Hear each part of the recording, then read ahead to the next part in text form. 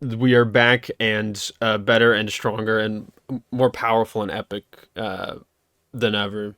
But we're gonna do the same exact thing, which is break down the consumption summary.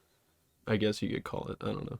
Obviously, that's not ideal. That's not a nice way to say it. We prefer pod collecting of the month, and that's what we're doing again. Starting with films, which I mean, Peter, do you think we should start with one that we both saw together, somewhat recently? We can discuss that one Mm. because I have a few that I can actually talk Oh about shit! this month, which Oh is shit! surprising. But if we want to start off with a banger, then we could Mm. discuss our watching of Hard Boiled Yes, by director sir. John Woo. Yes, sir. One of the the first and foremost out of the Hong Kong cinema explosion coming out in like the 80s and 90s. This one was excellent. This was my first kind of true John Woo experience. I guess I had watched MI2 a little while ago, and I remember disliking it, especially when I was watching the rest of the series. It is very much a bit of a left turn, and doesn't really fit in with the rest of the series. But seeing Hard Boiled and kind of the evolution of his style, Hmm.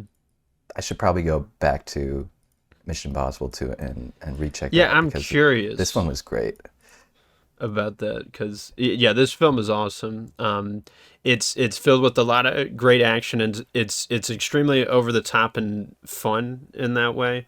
I saw one of the top letterboxd reviews was like talking about this film is like just boils down to I like the part when the fucking guy drives a motorcycle really cool or whatever, or it feels like playing with toys like when you're Hmm. younger or something. And that's exactly how our discussion of us and our mutual friends ended, like when the film stopped, because it was just basically like I liked it when this moment in the film happens because it's Yeah, just filled with those like in one very long action scene. It's just a bunch of it's a lot of fun. If I had to sum it up in a word, I would describe it as fun. it's super extravagant, extremely just like kinetic, and like this sense of action is not really replicated in modern cinema landscapes. Like you can compare it to like a John Wick kind of action style, but it's shot so differently. Obviously, I, they take a lot of pride in getting those massive sets and getting Yes. a million extras and just letting it all run and just destroy the entire set, rig it with a million explosives and get like I don't know how many blanks to shoot.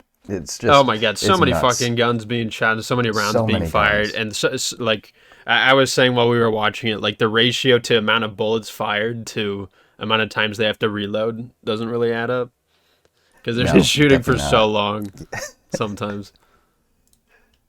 But But that's part of the that it's fun. really yeah. It's not meant to be a really in-depth character study or Yeah. a really kind of hard-nosed crime picture. It's not to be It's taken just 100% seriously in the no. plot, I especially. It's can't. very, Yeah.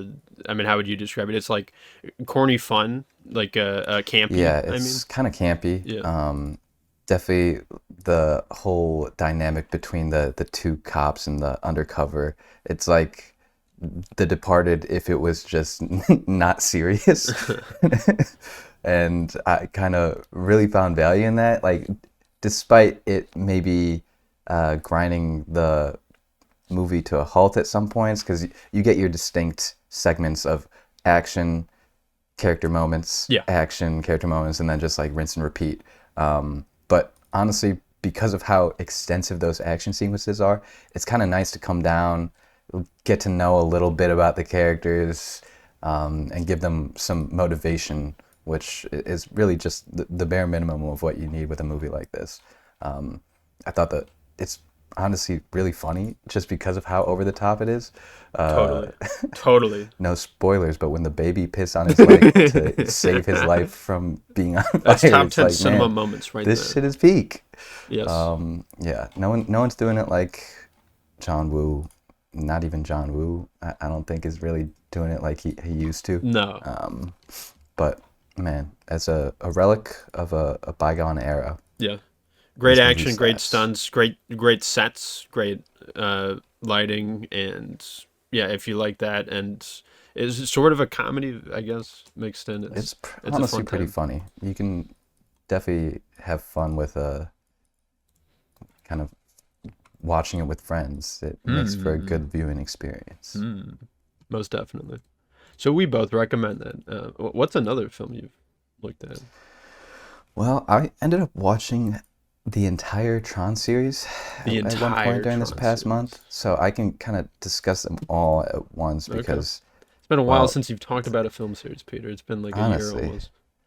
and the spoilers for the Tron series, it has just kind of gone downhill. Ooh, Tron Ares was obviously the one that came out last year as like a new entry into the series and trying to soft reboot it, as they've tried to multiple times. The history with Tron is really strange because it's always had a bit of a cult following, but each mm-hmm. time they try and reboot the series and get a new movie in, it doesn't really perform well box office wise, and then the franchise is just kind of left in the dust for another A decade or decade. Yeah. so. And watching them, I ended up watching all of them in reverse order. So I watched Tron Oh, Ares first, and then Legacy, and then the original. And it was interesting. an interesting viewing experience because I didn't like Ares when I first watched it, and then just going back in time and watching what came before, it really kind of put it in perspective how drab and uninteresting and just it's such a sellout kind of movie, absolute slop. It's really embarrassing. uh, Not to say that the originals or even Tron Legacy, which came out in 2010, are that much better.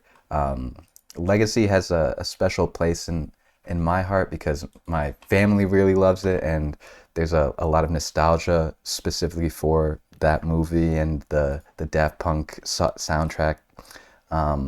But beyond the visuals and the overall style, Legacy is really just a super by the books 2010s action movie. Super predictable, pretty rough writing. It's tropey, paper thin characters. Just not a ton to go off of outside of the interesting visuals and kind of cool world that you're being able to explore, which is why the original I think is probably my favorite. The original has its own issues with being kind of boring and like not Oh, super 100%. engaging to watch, but the world building and the technology is cool, and there's a it just has the spark of being unique and being Hmm. the first in line. So Yeah, that's probably the only there weren't reason. nearly as many stories about a dude being sucked into like a virtual game. Now, like half the Yeah, fucking no, anime that it comes was out one of the every first. season is one of those. Exactly. It was the first isekai before all the rest. Oh yeah. But yeah, in general, this series is interesting as like a remnant that won't die. None of them are particular standouts for me. Um, the first one is, like I said, interesting as a bit of history, and then Legacy has some nostalgic hold over me, but really they should just let this series die, especially after Ares. There's nothing that No, can yeah. be salvaged from this. I really don't understand how they got. I think it was like super expensive to make too.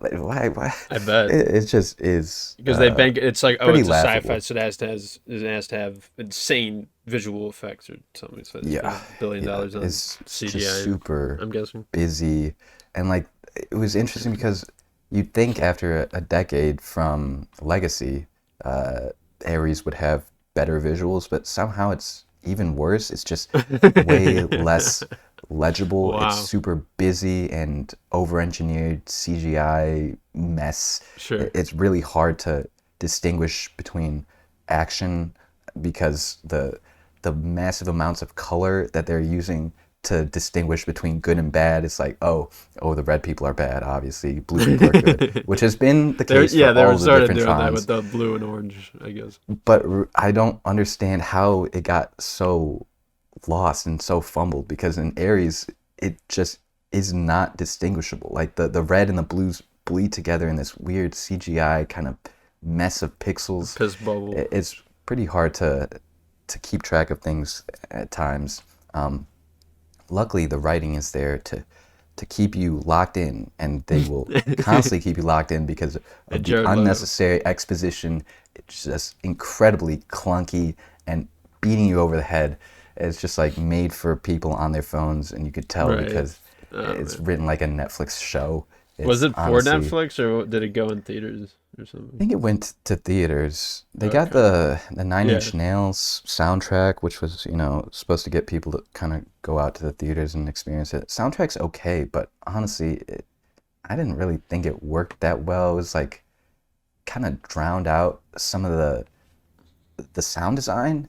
It's such an interesting movie because all the action feels so fake because the CGI, and then also it just feels like everything's overdubbed for some weird reason and like kind of put back in with latency. So like none of the punches land with like actually uh, impactful frames. It's just a strange mess. Yeah, definitely kind of fun to watch in that way as a bit of a train wreck, but it's not one that I would recommend No, you yeah. go out and check out on your own. Yeah, I might at some point, because I'm a little bit curious. The Tron series is weird, of course, because Very strange. it's got a sort of a cult following, despite the fact that none of the films are good. Yeah. And because of the, I guess, uniqueness of it, of the first of all the premise of the premise of the first one where it's a dude going to the virtual world, and you got this sort of unique style at the time. And it still sort of is today. But like, yeah, I mean, that first one was it's so boring, dude. Like, oh my god. That was my main takeaway, at least from what I could remember with it. Um, and yeah, like neither of them are especially good. The first two, at No, the very least. So no. I feel like the only people who are going to like it are people who are not film fans and are just like because I there's like unique shit going on with like the aesthetic of the motorcycles or the disc throwing and it's like oh that's awesome, that's cool, that's unique, but like the actual films themselves that those moments reside within are not substantial to Yeah, anything. it's a series that's full of interesting concepts Yeah. and visuals, but none of it's executed well, and it's kind of sad because they keep trying. I'd But like to believe there's potential there, but unfortunately, I'm on your side of I think let at it this die. point, it's just like let it die. Yeah, they've got a few. I don't know. They got some games out of it, maybe. I remember liking Oh, that light 100% on bike the fucking game Wii or something. on the on mobile and on Ooh, Wii for sure. it's like But they have yeah, like a Temple Run motorcycle game. yeah, exactly. In But Kingdom Hearts, unfortunately, movies could not They're in last. Kingdom Hearts. Because it is That's the game Disney, I've right? played them in. Yep. There's a whole world called fucking Paragons or whatever the shit. Anyways, yeah, that's nice. It's nice that you've been watching films. And so have I. Yeah, I've so kept up with that as well. And one of the ones that I have to discuss is another Dario Argento film called mm, Deep Red. Um, and this one wowed me quite a bit. I liked it a lot better than Phenomena, which I think was the one I discussed last time. If not, I probably talked about the Suspiria remake and then therefore talked about Suspiria. So maybe technically that was the last I talked about. But as far as like the films directly from him that I've seen, this is the most recent one, and this one is really awesome.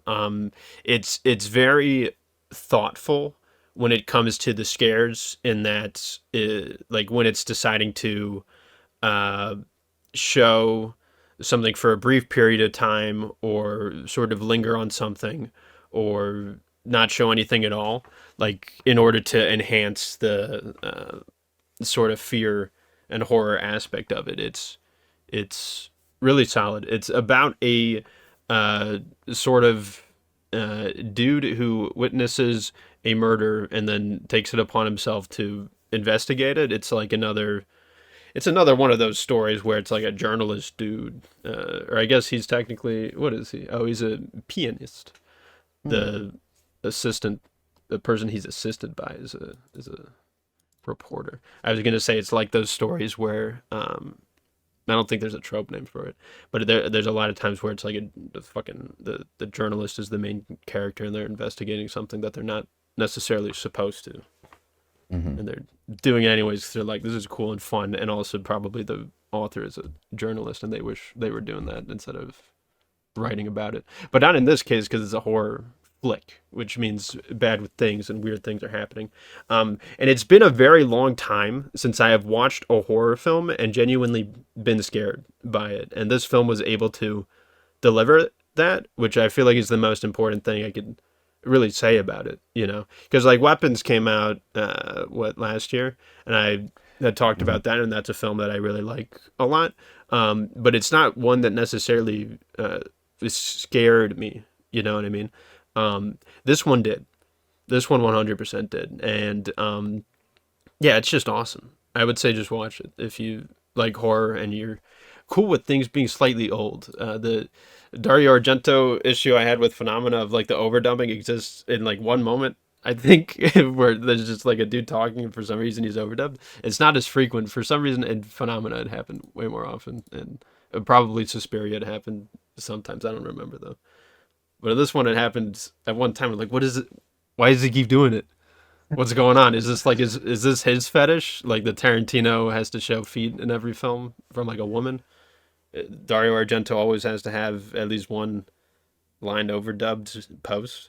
Like, I don't get it. Seems like it. It's a weird signature to have. I feel like Hey, why? them Italians, they make weird movies. The Italians, you know, they make weird the picture. Okay, yeah, but this one's awesome. As far as horror films go, it wowed and surprised me, and it's a standout in the genre. Is it your favorite from him? Would you say? Maybe. Honestly, I might like him more than Suspiria? Suspiria. Yeah, hot take. I'll have to check it out. Because, yeah, Suspiria was not necessarily the scariest movie to me either, so... Yeah, I mean, it was almost sort of campy. I remember being very afraid of the remake the first time I saw it. Remake was definitely scarier,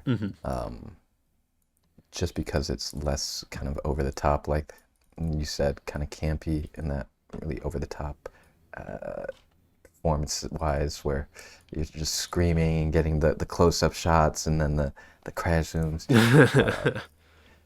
It obviously definitely has a lot of charm and it has a lot of positive things going for it. Oh yeah, don't get me wrong. It's a trade-off, genre film. is what we're saying. Absolutely. We'll have to check that out. Yes. But I have another one that I could talk about. Oh my A couple God. that I can discuss.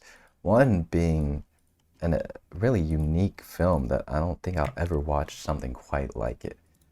That being War of the Worlds. New I one? don't even know who the director was. Yeah, yeah, that is the new one. Hell but yeah. from Amazon Pictures. That's what it seems like. My favorite studio. Directed by Rich Lee. And I was looking into who produced it, and it's the same people that did all of these kind of. Yes, that's what I was. That's what I was saying last time when we talked about it. It's like all the same fucking like style of the. They just do the same shit. thing. It's searching, missing or whatever. Yeah, unfriended. It's all of these ones. War of the Worlds is their best picture. I think they produced their most important and culturally significant, relevant. Yeah. Man, what hasn't been said about this movie though is like it got released to the world out of nowhere, It sparked a and war. everyone's like, is this real? Is this fake? It's definitely a unique blend of, I don't even know, propaganda and just like complete. It feels like AI wrote it, but it's like it's about AI and it's about how Amazon is going to How save Amazon us is from awesome. the government. Yes. Like, like what are we talking about? The fact that he's, what is he, NSA, Homeland Security, he's just like watching everyone. It's just like, what is the framing of this movie? Who are we supposed to sympathize with? Who are the good people? Oh, spoilers alert, it's That wasn't Amazon. obvious. Yeah. It's Amazon. They will save us from aliens and Yes. big government. Yes. Thank God. But, oh man, there's so many good scenes and sequences. Obviously, every reaction shot of Ice Cube, man, he's acting the shit out of this movie. It's incredible. I wish he did more like this because damn, is it fun to watch. But yeah, beyond actually just like witnessing the absolute train wreck of this movie, there's just nothing here. It's uniquely bad. It's absolutely a 1 star out of 10. Oh my Just God, because yeah. like how unique it is and how wholly inept it is across everything, all the writing, all the performances, the editing, the production, the sound, it's all bad. Everything is like so incredibly uniquely bad. I've never seen anything like it get released, and honestly they probably, do you think they made money off this? Because like everyone was watching I it wanna on say Amazon so. being like, see, how I bad cannot could this be? imagine it cost them that much money. I can't imagine either. These must be really relatively cheap movies to make, just because you get Because it's your like actors it's just all sit on in front of a it's all screen. virtual shits. Everybody can be filmed at any time and Yep. don't depend on being on the same set as one another. You know, Ice Cube could get all of his scenes in one day, just recording in some like studio 5 blocks from his house or whatever, or in It's his really fucking just, house for all I know.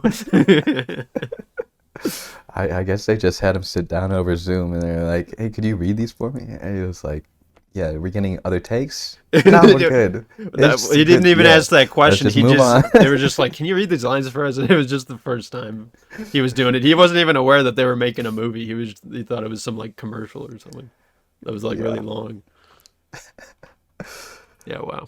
Anyways, This film fun was movie to interesting. watch. Really, if you're looking for just one of like the a train wreck in a different way than Tron Ares, this one is definitely more enjoyable to watch than Tron Ares. I could believe So that. it has that going for it. It's one of the peak viewing experiences in the modern era. Let's call it that. Yeah, you have to watch it if you're going to be up to date on the culture. You have to watch it 'Cause this if movie is the you're culture. gonna go around saying that you're a movie fan. You know, it's not enough to dislike the Tron films. You also have to watch this Yep, and have the absolutely. same takes as us. So copy those notes down or whatever you're doing. Obviously, you're paying 100% attention right now to my words. I broke you out of the cycle. You lost the game. All right. You are watching manually. You see your nose. Autopilot is ended. All right. My next film is. I've finally witnessed the last Mission Impossible movie. This being the final reckoning. I still haven't. And I was honestly pretty surprised by this. I went in expecting it to be a mid production. Because it gets a lot of hype when it's gonna go to the theaters and people are gonna watch it live because it's a buildup of 20-ish years of filmmaking, and stretching across a pretty long and successful film franchise, and one that I like quite a bit. I think all of them are pretty good with the exception of 2 and maybe 3. Or no, 3's good. Yeah, 2's the oddball out. We sort of talked about it when we were talking about Hard Boiled. It's the black sheep of the franchise, I guess. But the series as a whole is quite solid. It's filled with a lot of good films, a lot of good just action. If you want to see action in general, then this film franchise has that. It obviously has Tom Cruise, who's known for doing his own stunts, and a lot of the stunts he has done in his entire career, a lot of the more dangerous or impressive ones have been from this franchise. And this film does not disappoint in that at all. It just takes a little while to get there. It's doing a thing where it's the last film in the series, and it's aware of that. And it's a lot of the films had a lot of various plot points going on here and there. They're mostly self-contained. I'd say like if you started off by watching the fourth film and then jump to the sixth film and then back to like the first film, like you're not gonna lose a whole lot. Like they're Hmm. pretty easy to jump in and understand what's going on. So it has like over the course of the series, it has a decent amount of moving parts, despite the fact that a single film on its own is not super complicated. But they try to weave. I'm not going to say everything because I don't know. I'm not super like caught up, or I wasn't like taking notes on each film and making sure that okay, on the final film they better fucking wrap up all these plot points. Like I have no idea.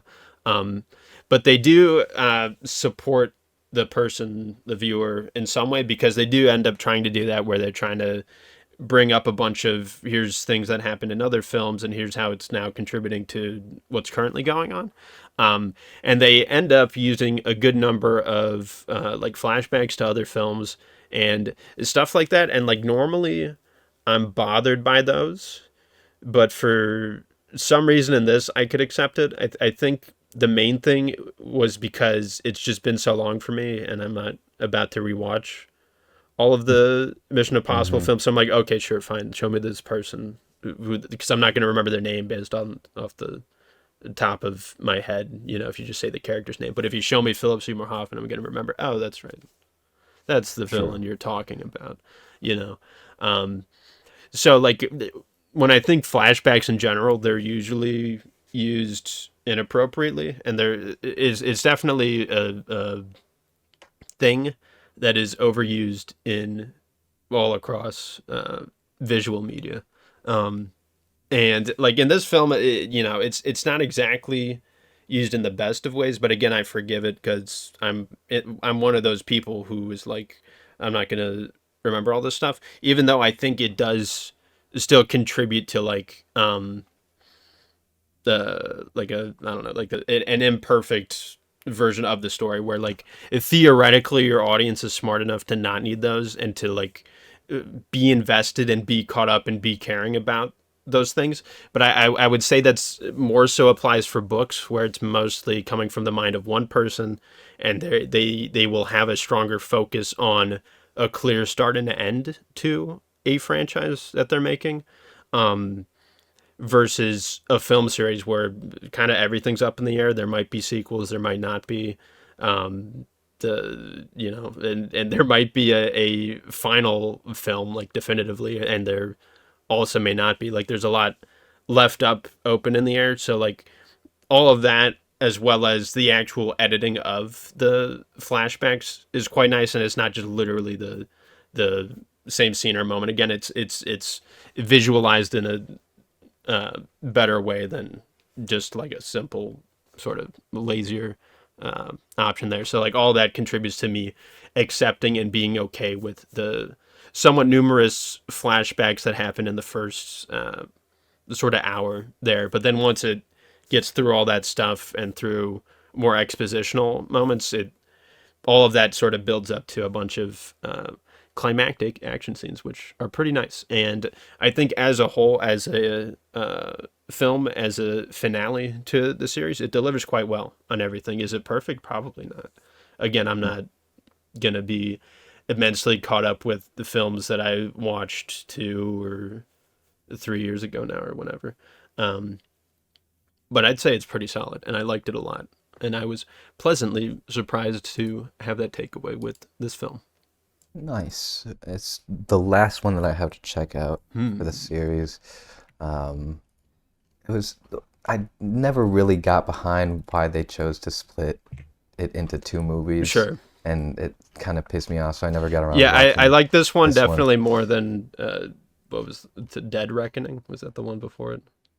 Yeah, I think so. Yeah. Dead Reckoning. I like this one more than that. That's good. Would you put this as one of your favorites of the series? Yeah, probably like 2 or 3, honestly. And Fallout's the standout for sure. Yeah, I think. But honestly, I'd Fallout's probably put it right below that. pretty high. High praise. I'll have to check it out. One more movie that I get to talk about. Yay. I don't know if I should though, because this movie has technically not come out. Ooh. Technically, there's been no announcement that this movie has even had a trailer drop, but it was leaked on Twitter to some random guy, and lo and behold, the entire internet has access to it now. I'm talking about Avatar Aang, The Last Airbender, which I guess was supposed to release around October, supposedly. But instead, it supposedly got emailed to a person who sent it to a person who sent it to some random guy on Twitter who then just chose to leak the entire movie. Oh my god. And so it's sad because of obviously the insane levels of mismanagement surrounding the entire release of this movie. The fact that there was no trailers, no announcements, nothing until some guy on Twitter is like, oh yeah, here's the Avatar movie that none of you guys asked for. It's already finished. Completely done. And my morbid curiosity got me to check it out, especially after I heard that it wasn't even going to be released in theaters for some reason, and was just going to go straight to streaming. So I'm not too averse to piracy or questionable antics surrounding accessing movies. So this was a fun experience for me because the movie is pretty good. Okay. As a big fan of Avatar: The Last Airbender, obviously one of the greatest animated shows ever, probably, especially for kids. Yeah, it's maybe my favorite cartoon because it's not an anime; it's a cartoon. It's not. And Korra was good, if a bit messy and just kind of disjointed as a overall experience. But they haven't really done anything with the franchise since then. They've tried with the movies, they tried with the Netflix show. Both of those, obviously, well, the movie is historically bad, and the Netflix show, I think, is also extremely bad. But, at least the live action really one? interested in. Yeah. You've watched it? Came out like a couple years ago. Yeah, and did not enjoy it. This is probably the best thing that they've released, or that they will release. Not that the bar is super a long high. Time. Yeah, that they will release. Because the animation looks incredible. Really? It is one of the best animated movies I've seen in a long time. Wow. It's up there with Spider-Verse. It's a different style, but it looks incredible. And it just seems like it was filmed for or animated for big screen. Like the sense of scale and the action and how the bending and all of the different world building elements kind of fill up the screen, and the animation style. I don't know what it is. I don't know enough about animating, but it is a really effective tool in order to kind of imbue a sense of energy and intrigue into this story. The writing itself is pretty mid, and the story is kind of whatever, very predictable. But as just an experience and something to check out, the animation carries hard. It's pretty nostalgic. If you're a fan at all of the show, this scratches a very similar itch. Definitely not on the level of the original show, but I would put it up there with some of the better kind of scenes or series of Korra. But yeah, it's just, I want to talk about it because how did this happen? How could this possibly happen? Yeah, that's bad. This is Avatar. Oh my god. It's maybe a media franchise that is somewhat overlooked now. It's a little dated, but there's still a massive fan base for this. And to get treated like this, to have seemingly no plan to release it in theater after all the work that goes into animating something like this, to have to just be sitting on a finished movie without releasing any trailers or any announcements as to when the movie's even coming out, and then to have the lack of, I don't know, security to just let the entire movie end up in the hands of someone who's just going to give it away. Oh my God. Yeah. I don't understand. It's sad. I feel bad for everyone involved. Yeah, that But, sucks. you know, good news is it's a pretty good movie. So, whenever it comes out, I would recommend checking it out. If they can somehow salvage it and, you know, get it released in theaters, I think it would be great for it because, like I said, that is the entire appeal to this movie for me, is the animation. Without it looking as good as it did, this would be a pretty forgettable movie, I think. But instead, it's maybe, I don't know, is it going to get released? Is it just going to streaming? Who knows? They still haven't even announced a trailer. I think they're just trying to like play it Yeah. radio silence and not even address the leaks. Sure. I don't know. It's probably the right way to do it because then you put more attention. It's like the Streisand effect, you know. You put more attention on That the could be. thing, and the normal people figure out and they're gonna go watch it. Because Peter, you're such a ginormous asshole for doing this, and you know, So true. watching So it true. in advance when it was leaked. But like, I would imagine a lot of the people who are watching the leaked version of it right now are people who would not directly pay for it anyways. That And could be. like So it's they're counting their losses. yeah, and like the fault lies entirely on the person who puts it out there because it's just absolutely not. It's something you should do. Like I don't know why they thought it was okay. Yeah. Like did they? No. They weren't making money off of it. It's just like hey guys, here's they have the thing. Have fun. Yep. That's Yep. so Literally just for the clout. that's so Which, dumb. man, it is pretty stupid. Oh my fucking god. Oh, This is the world we live in. yeah. Messy, messy, messy. Yeah. I'll probably see it at some point. Maybe as far as the legacy sequels or I don't know the fucking Yeah, sequels it's interesting. to It's old a movie and not a show. thingies go. I'm always hesitant because I'm like my brain always initially goes to the business side of like oh it's a boardroom of execs making the decision of how do we make the money. Oh we Hmm. grab this one from the grave, we dig it up, or whatever, which is what I thought would happen to segue into the film I have to talk about. It's what I thought was going to happen with the Naked Gun legacy sequel thingy. But I was similar to the Mission Impossible: The Final Reckoning.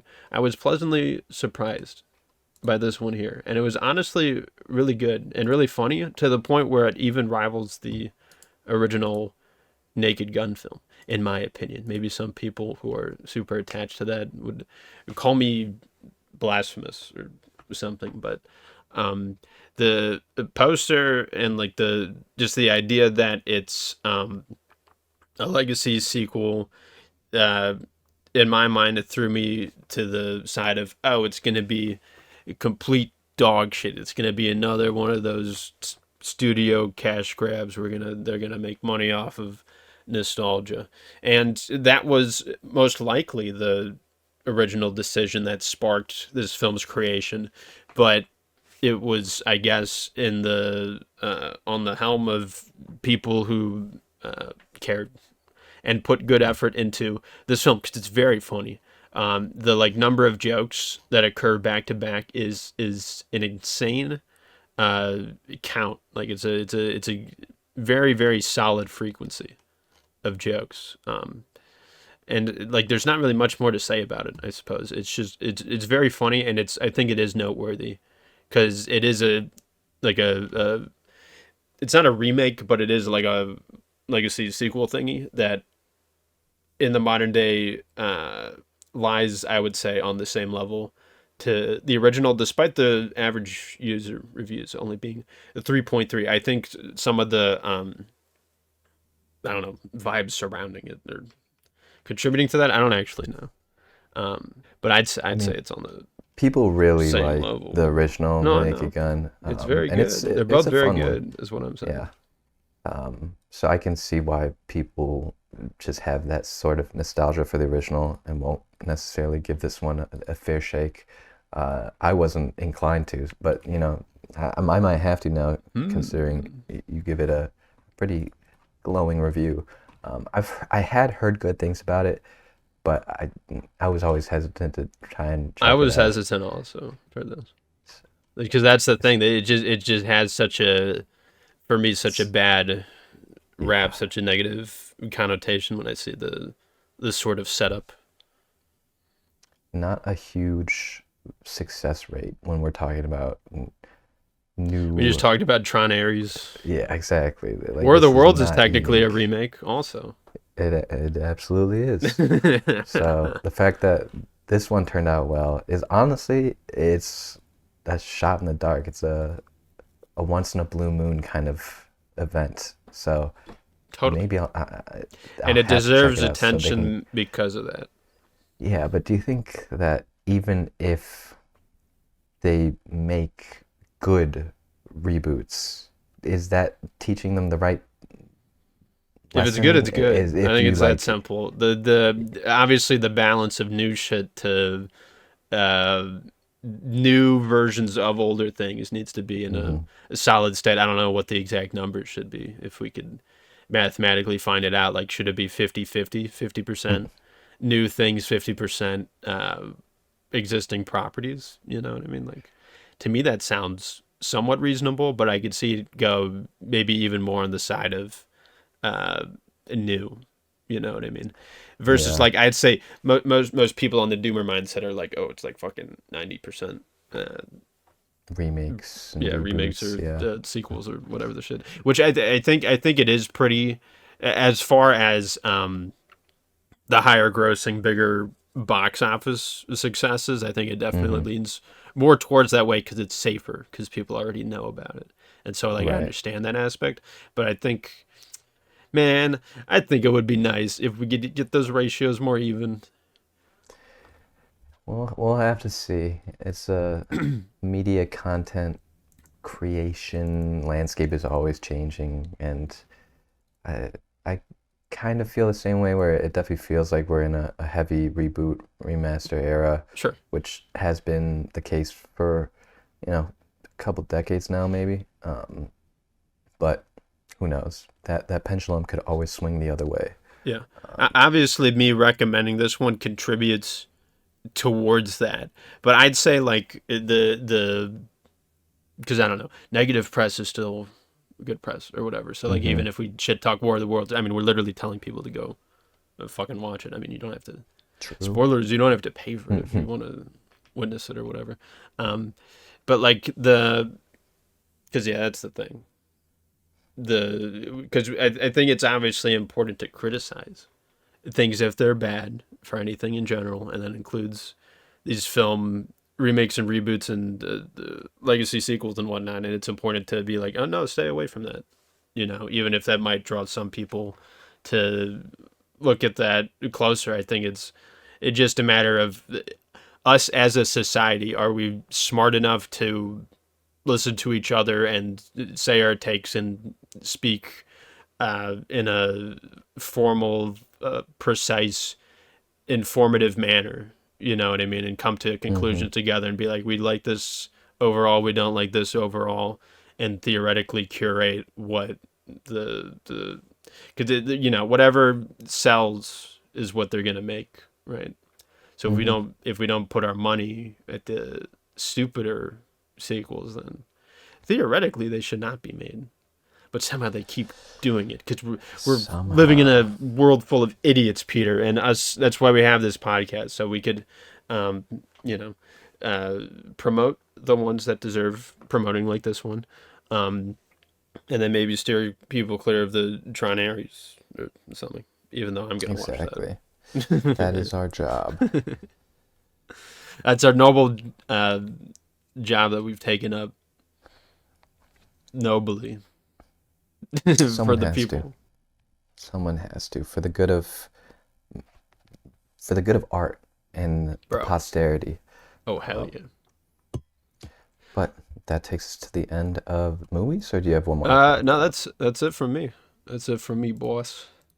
Any shows that you watch? I've not been on a Ooh, show watching. I have a couple to mention.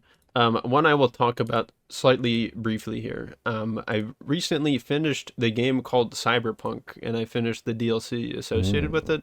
So I went and I rewatched Cyberpunk Edgerunners, which was a show I liked a decent amount. I came out overall enjoying it. mm-hmm. I did not love it as much as many other people who were talking about it at the time that it was a thing that recently came out.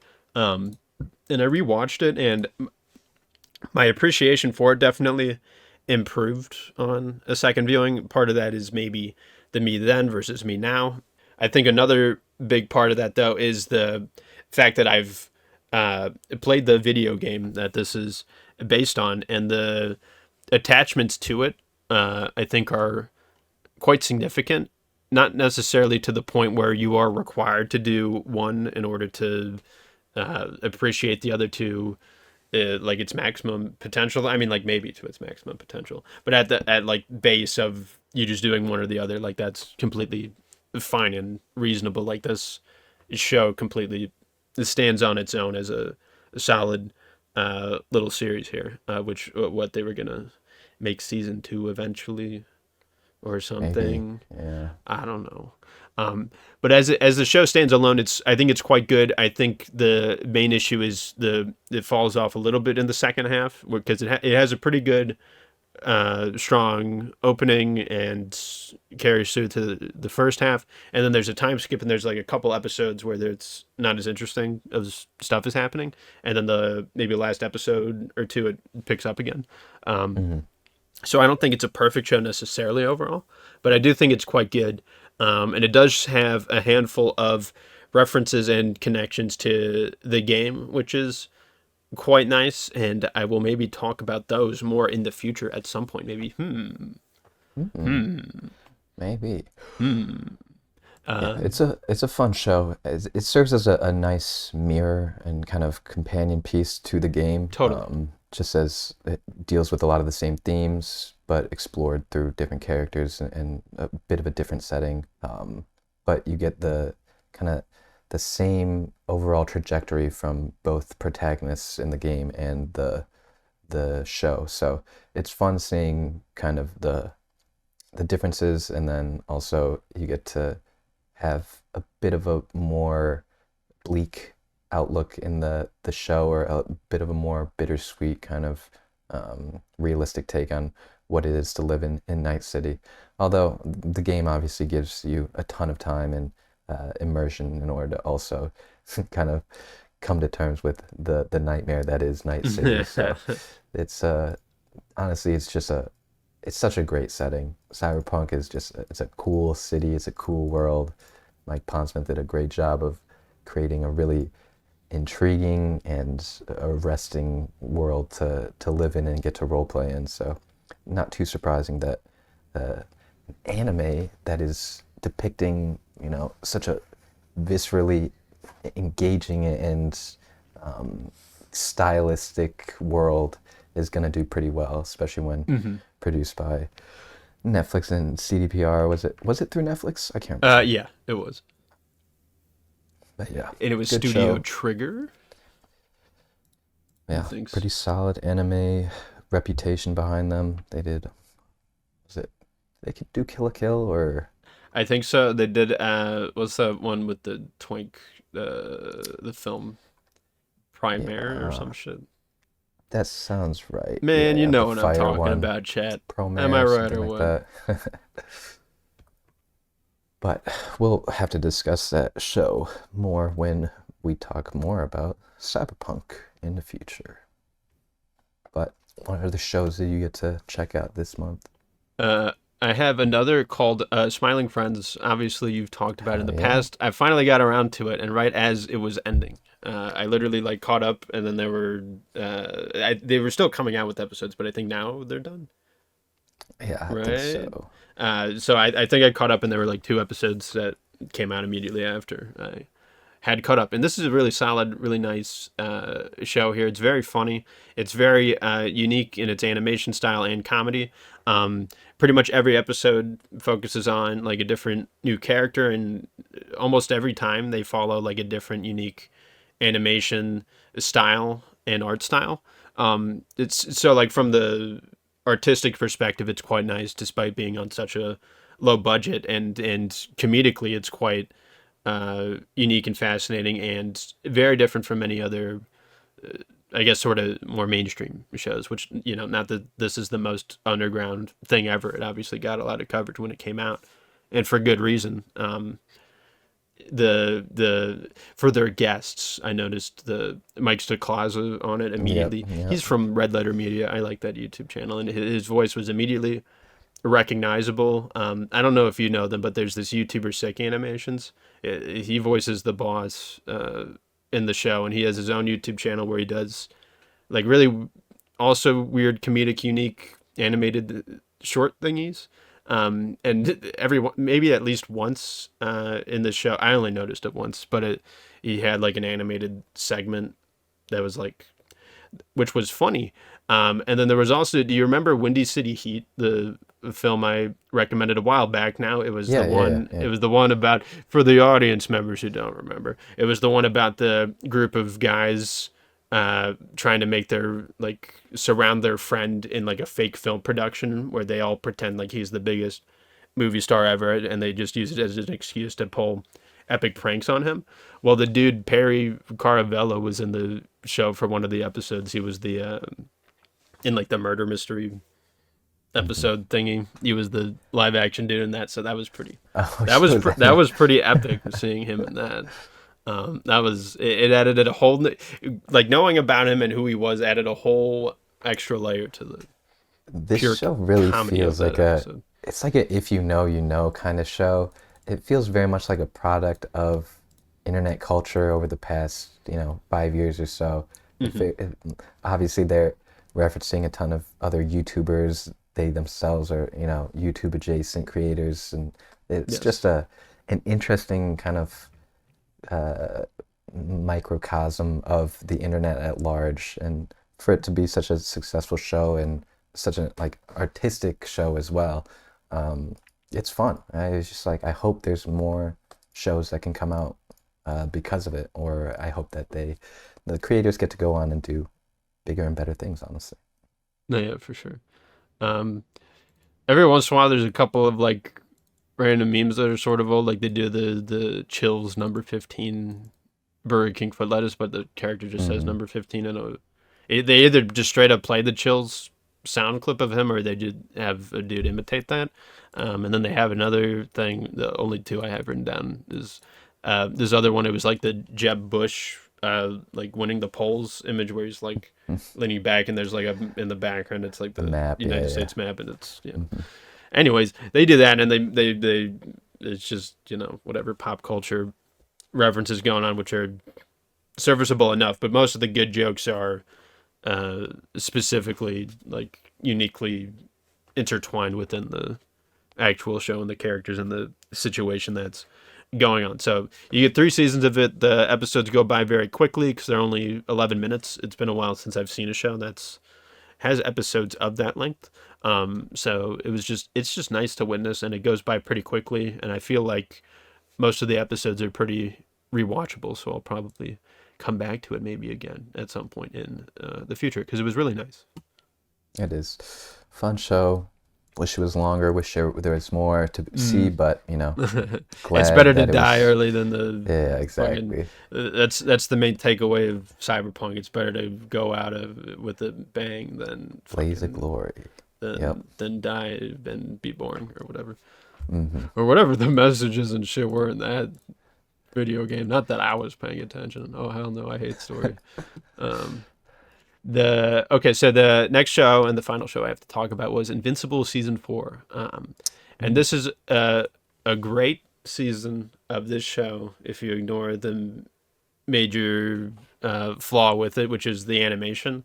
Hmm. It obviously got pretty I don't know, memed to death and made fun of on the internet for good reason, honestly.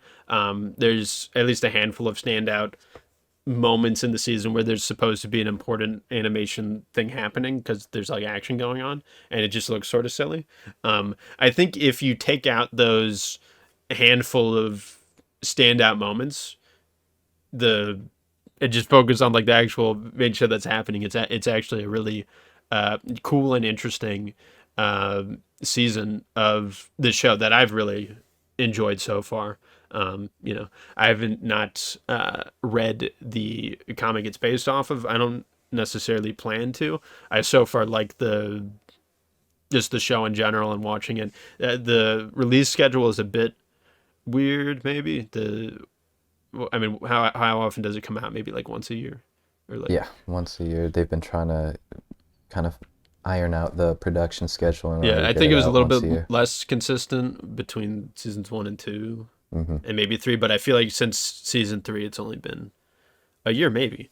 Um, and yeah, it's just nice. It's interesting seeing where the characters go and how the world expands and changes, and they have a really solid sort of final set of episodes there, and it just gets you in the spot where it's like, oh shit, I'm really curious as to where this goes in the future. It leaves off on a very good cliffhanger, so I'm curious to see how the show continues to evolve and like be constantly sort of changing because each season feels significantly different from the rest that came before it. I'd say.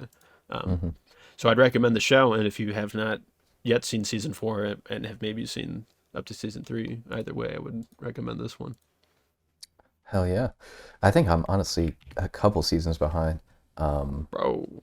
but I was like, I've read the comic all the way through a few times Oh, now. okay, okay, okay. It's been one of my favorite comics. After my uncle introduced it to me at like, I don't know, middle school or something, and it was insane because of how I feel like that's gory it a bit of was, a and heavy read like for a middle it schooler. is, it absolutely was. It definitely stuck in my mind, but it's a fun series to read and watch. Um, Honestly, I know you're not a huge comic guy, but it Sure. is different enough so that you probably get interesting additions from consuming either form, either the show or the comics. But it's good to hear that the show is hitting all the moments, even if the animation can't necessarily keep up with the quality of the writing. But it is what it is. If you're trying to get a show out every year, you're gonna have to take some L's in the animation department, I mean, the but the main thing it does people feel conclude bad. is the voice acting cast because it's pretty stacked with Right, a lot of Hollywood celebrities celebrity, now. So a lot yeah, of people conclude that a lot of the budget goes you could towards downsize that, and there. I think a Hmm. good deal of it does, and they could definitely cut back by not having a trillion dudes in it. Cause I did read something where like the main producer, director, writer of the show specifically was saying how they wanted Hmm. like X person to play blank character, But it's like I feel like we should be focusing on Just paying the animators more and important giving them things. some time to work on it. Yeah. Yeah, probably something like that. Um, so yeah, I don't, I do not expect the animation to shape up. Sadly, it would Unfortunately be nice not. though if they could though. I think that's not something crazy to ask for a yearly release of 10 episodes. The episodes are longer than I don't know other animated series because they're 40 to 50 minutes in length, which is more than the 20 to 25. So, like, I understand that they're longer and they're bigger episodes, but I feel like there's room for higher quality animation at the very least in uh, key moments. Like what you don't want to do is have action scenes that are supposed to be epic and they feel stupid. Like that's what you don't want to do. Hmm.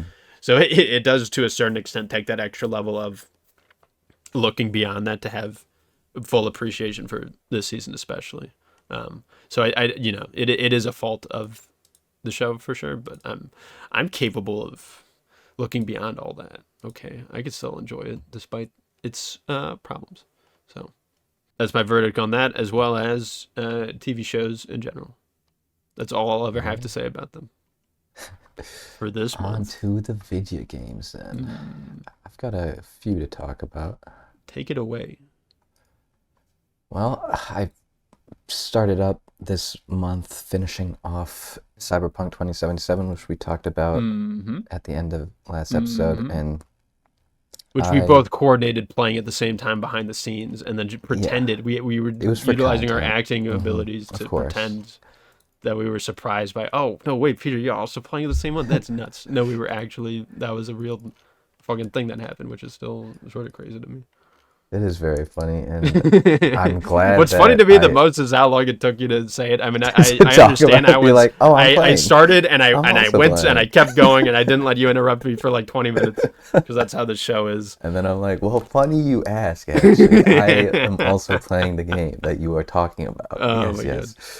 But man, it was a really fun game to revisit. The DLC is fantastic.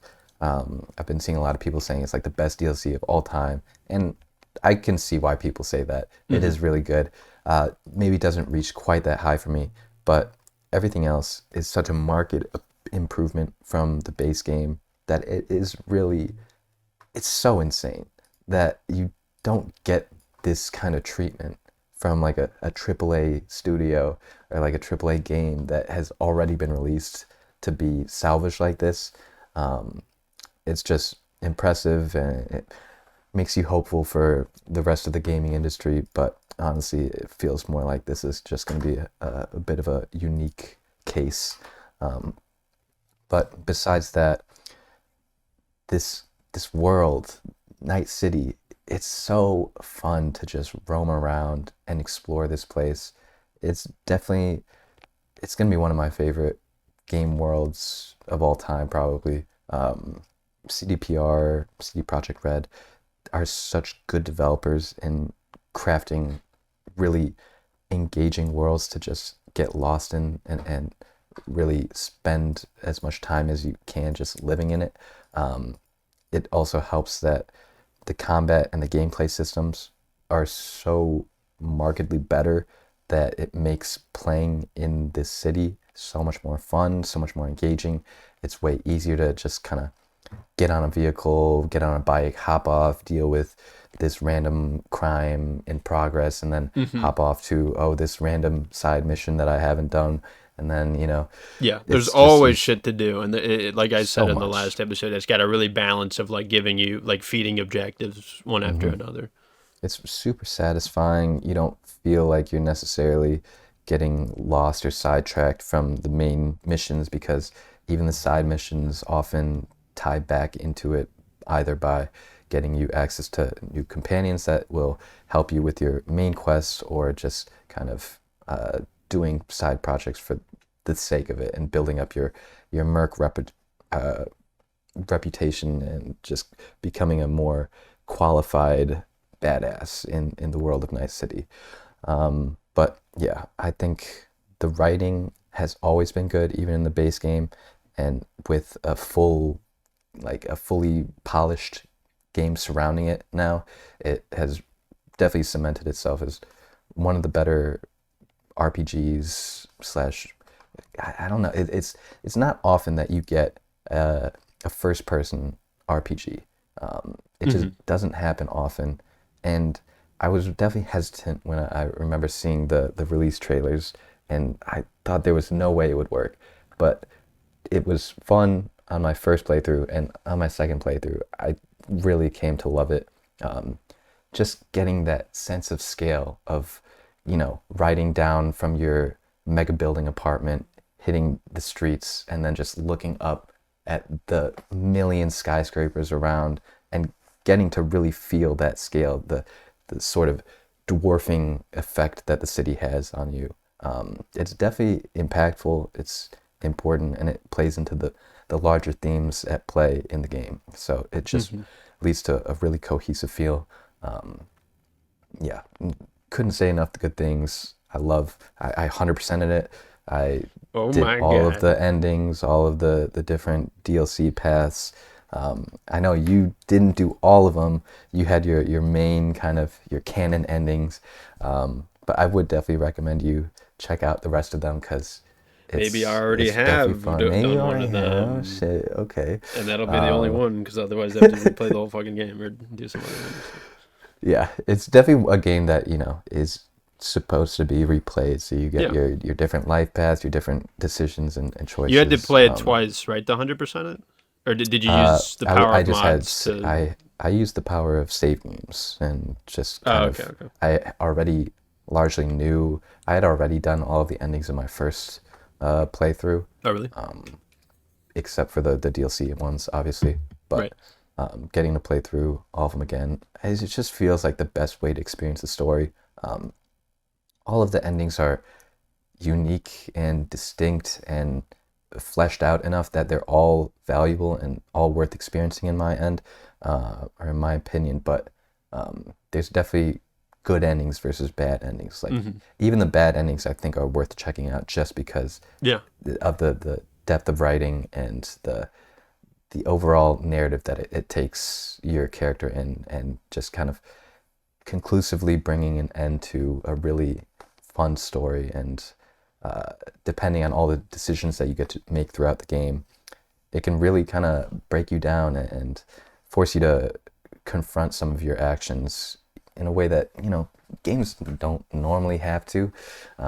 Even if you're branding it as an RPG, it doesn't really mean that the game has to make you confront your decisions at all. It's largely a marketing thing, but it's nice to see a role-playing game actually give credence to your actions and make it engaging to kind of experience the consequences of what you've done. So, love the game. Glad it was so vastly improved and definitely makes me excited to go back to it and experience the world all over again because it's one of those games that as soon as I finish playing, I'm like, damn, I kind of just want to restart the game and play again because I love this city. It is that fun for me.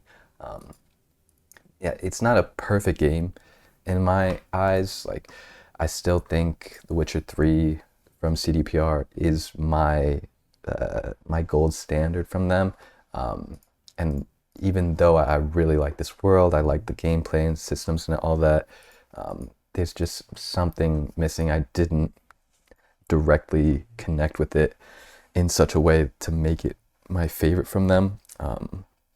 And there are definitely a few nitpicks I would have with, the leveling system having that hard level cap, and you can't really experiment with the gameplay systems to the greatest extent that I would like, especially because you can only really respec your character like twice, and it's hard to Oh, do damn, that really? even though like it's such a fluid perk system that it feels like you should be able to respec it and Yeah. create new builds.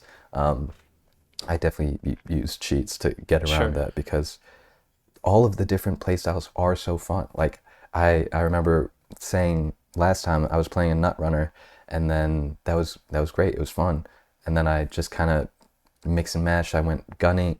I went melee using the Sandivistan to get that bullet time with the sword. It's just absolutely busted and super What's fun the to play. Sandistifan? Yeah, the Sandivistan. I think I'm pronouncing it Is that correct. one of the names of the swords or something? Or is that The like a? cyberware, the one Oh, that okay. gets you the bullet time effect, and it's what David has in Edgerunners. That's Oh, the spinal implant that oh. uses, I don't know, adrenaline. I don't know all the lore behind how everything works, Does it actually but like slow shit down so you can like see bullets firing at yeah, you? yeah. How did you play? Bro, I What, shotgunned people in the face and I swung a hammer. did you use any cyberware I don't think or so. like what? Bro, This the cyberware is so it's like the cool. more It's such time a I spend in menus, the less time I spend fucking around and doing all the missions and talking true, to but the people. cyberware makes it more fun to I'm fuck sure it around. does. I'm sure it does, and I'm sure it's a bit more required, and you would feel On a more harder incentivized to difficulty. do it Yeah, on the higher difficulty, like you true. did. For me on So normal mode, I you gotta, like you, my shotgun. Just it was like an insta kill to people, and there was like nothing to damn. it. And the same thing with the hammer. It was like an insta kill. So Well, hey, something to look forward to if you ever end up replaying. So yeah, that sounds interesting.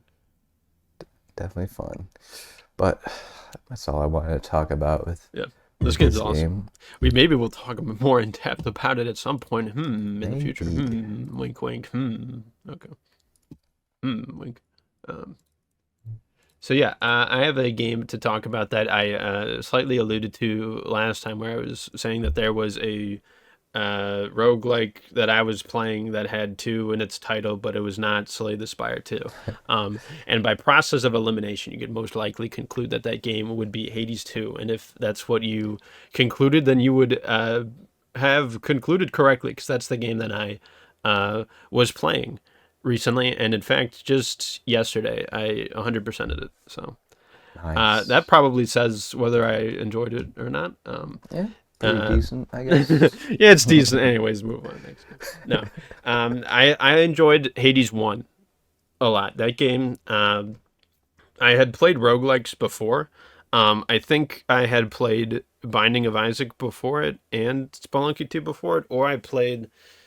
Actually, I don't know. Maybe I played both of those after Hades, because it was like my introduction. Either way, it was my introduction in the sense that it made me appreciate the genre quite a lot, because I think that's uh, perhaps the best way to describe them, is they are good intros to the genre, in that they have things that maybe people who love roguelikes may not necessarily value too heavily, but people who play games outside of roguelikes might value more, like the story, and the bigger emphasis on story and character interaction, where most roguelikes don't really have that thing going on at all. Not that necessarily every single roguelike player doesn't want those, because a lot of even hardcore or people who have been with the genre for a long time are still able to appreciate this thing for what it is, which is a very fun sequel to a very fun video game. They're both very nice. If I had to compare the two directly, I mean, this one's more difficult. Would you say? I think so. They definitely I nerf your kit a lot more. I remember in the first game you get 2 dashes, but in this game you only get 1. You remember that? yeah, You might even get I 3 in the first game. yeah, there were different perks that you could get, or boons that you could get to Yeah. get multiple dashes.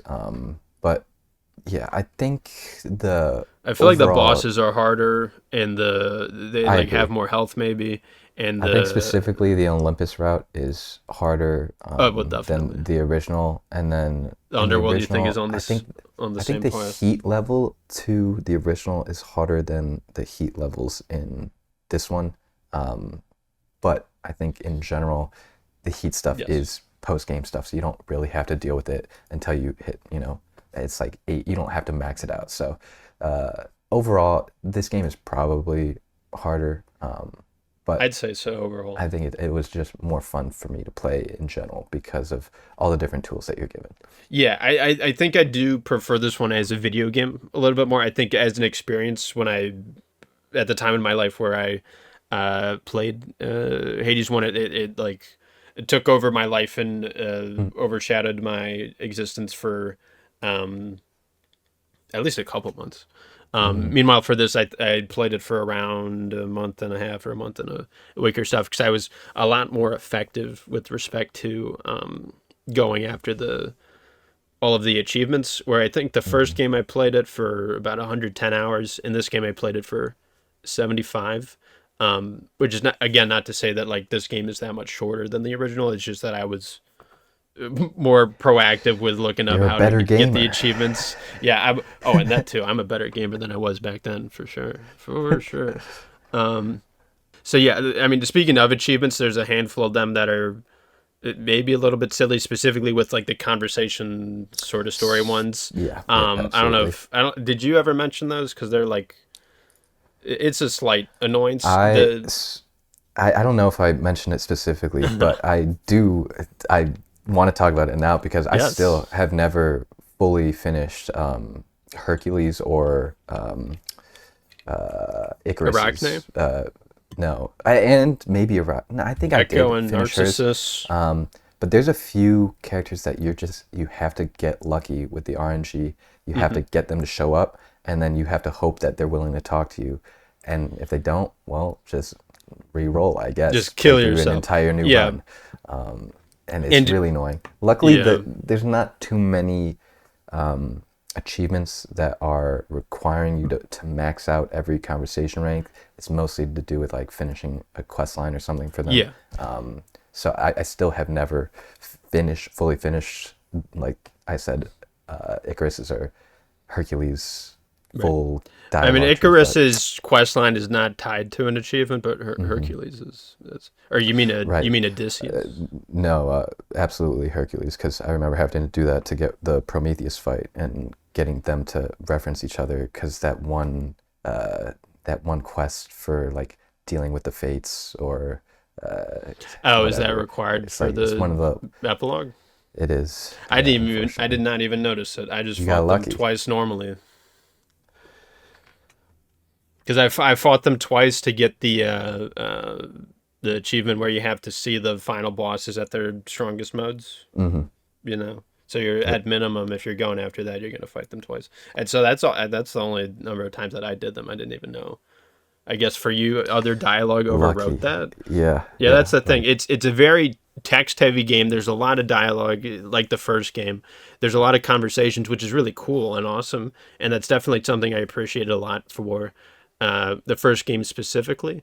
Like the Trails games. I like the world building, hella dialogue. I go around. I talk to a billion people. I learn about them. I learn about their situation. I learn about how they exist within the world that I'm coming to know through the characters directly. And this game and its predecessor definitely deliver on that. Though they go like a bit too heavy, slightly to the point where they, like we said, the certain achievements surrounding them are a little bit annoying. And just like the exact priorities of the dialogue that you're given, because essentially in each run you may or may not encounter particular characters, and then when you encounter them, they will like say one like conversation, a dialogue to you, and then leave, and that'll be it for your run. And in order to get another conversation with them, you'll need to do a separate run and hopefully find them again, which sometimes you get them in consecutive runs and sometimes you don't. For some characters, it's possible to manipulate it for them to occur more often, but that's really for the main Olympians where they have their um, keepsakes, keepsakes. which allow you to encounter them more likely on whatever run you equip them on. But a lot of the main quest lines don't have those characters as a high priority of people you need to encounter regularly.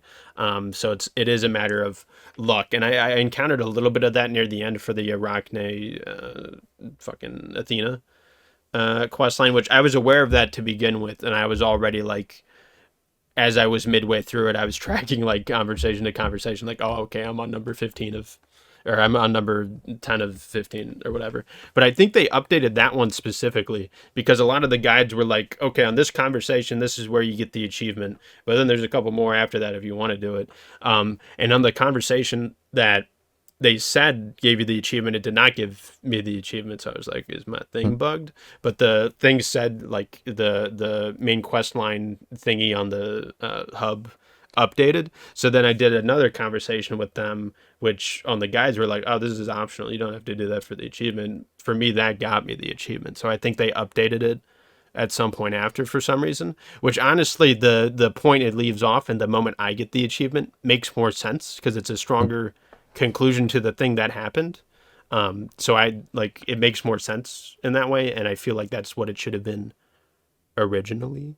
But it also just contributes to that larger, oh, you have to fucking find the person again, and that's sort of silly and annoying. So, but with that aside, that's like the main complaint, I guess. And you're only gonna care about that if you're going for 100%, or even the epilogue. I mean, like you Hmm. were saying, you're doing like, yeah, that's annoying.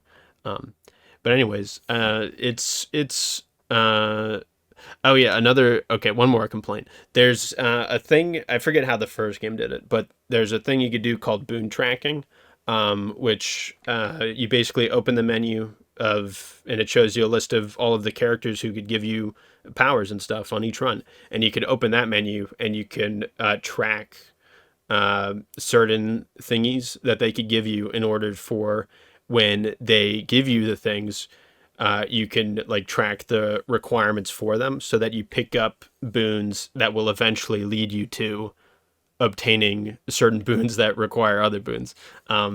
And so it was useful for like the when you want to get all the legendary boons or all the duo boons that have sort of specific requirements that you need to get.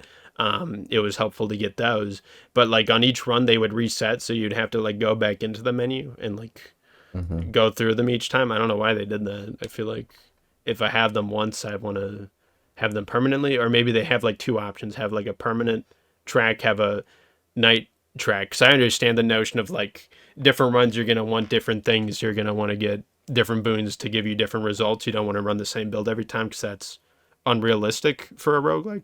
And it's also less fun if you do the same thing every time. Like you're gonna have more fun with these games when you're experimenting and trying new things, which I think this game encourages quite well overall, as did the first one. It's just that again, like my objective is to get all the duo and legendary shits. I'm gonna want to track those every time until I get it the first time. So it's annoying if like I'm going to the menu dozens of times additionally rather than just once I get through all of them. But whatever, that's like a minor thing. That's not a big deal. I mean, yeah, as for the positives to say about the game, that it's obviously very fun, and as far as action games go, it's quite doable. It has its difficult moments for sure, but I don't think it's the most challenging thing ever. And even if you want to 100% it, there's like a couple moments that are tough, but I think it's possible to push through despite all that. So again, I think it's fun and it's nice, and it's a good sequel that I think overall in terms of gameplay is slightly better. Um, it basically it gives you what you want as a sequel. It doesn't shift the plane of your expectations or what the game is drastically. It essentially just gives you a brand new experience of the first game, I would sort of Hmm. say, which sounds like a negative thing. I don't mean it that way. It's just a new take on the formula that they set up with the first game, and so it's pretty nice and fun overall, I would say. Oh yeah. Yeah, I remember liking the combat much more in this one, and Hmm. then not liking the story as much Oh in yeah, my I was gonna opinion. say that the story is Um, definitely better in the first game because it's like yeah, more personal, it's more unique and interesting, and and it's just in more in this one it's believable. it's more of like a yeah traditional like or not even necessarily traditional, but like a more It feels more typical forced and a yeah little more blatant and not as realistic. But 100%. in my opinion, because the gameplay improvements way outshone those story elements, Yeah. for me, I was willing to. I still preferred this game to the first one.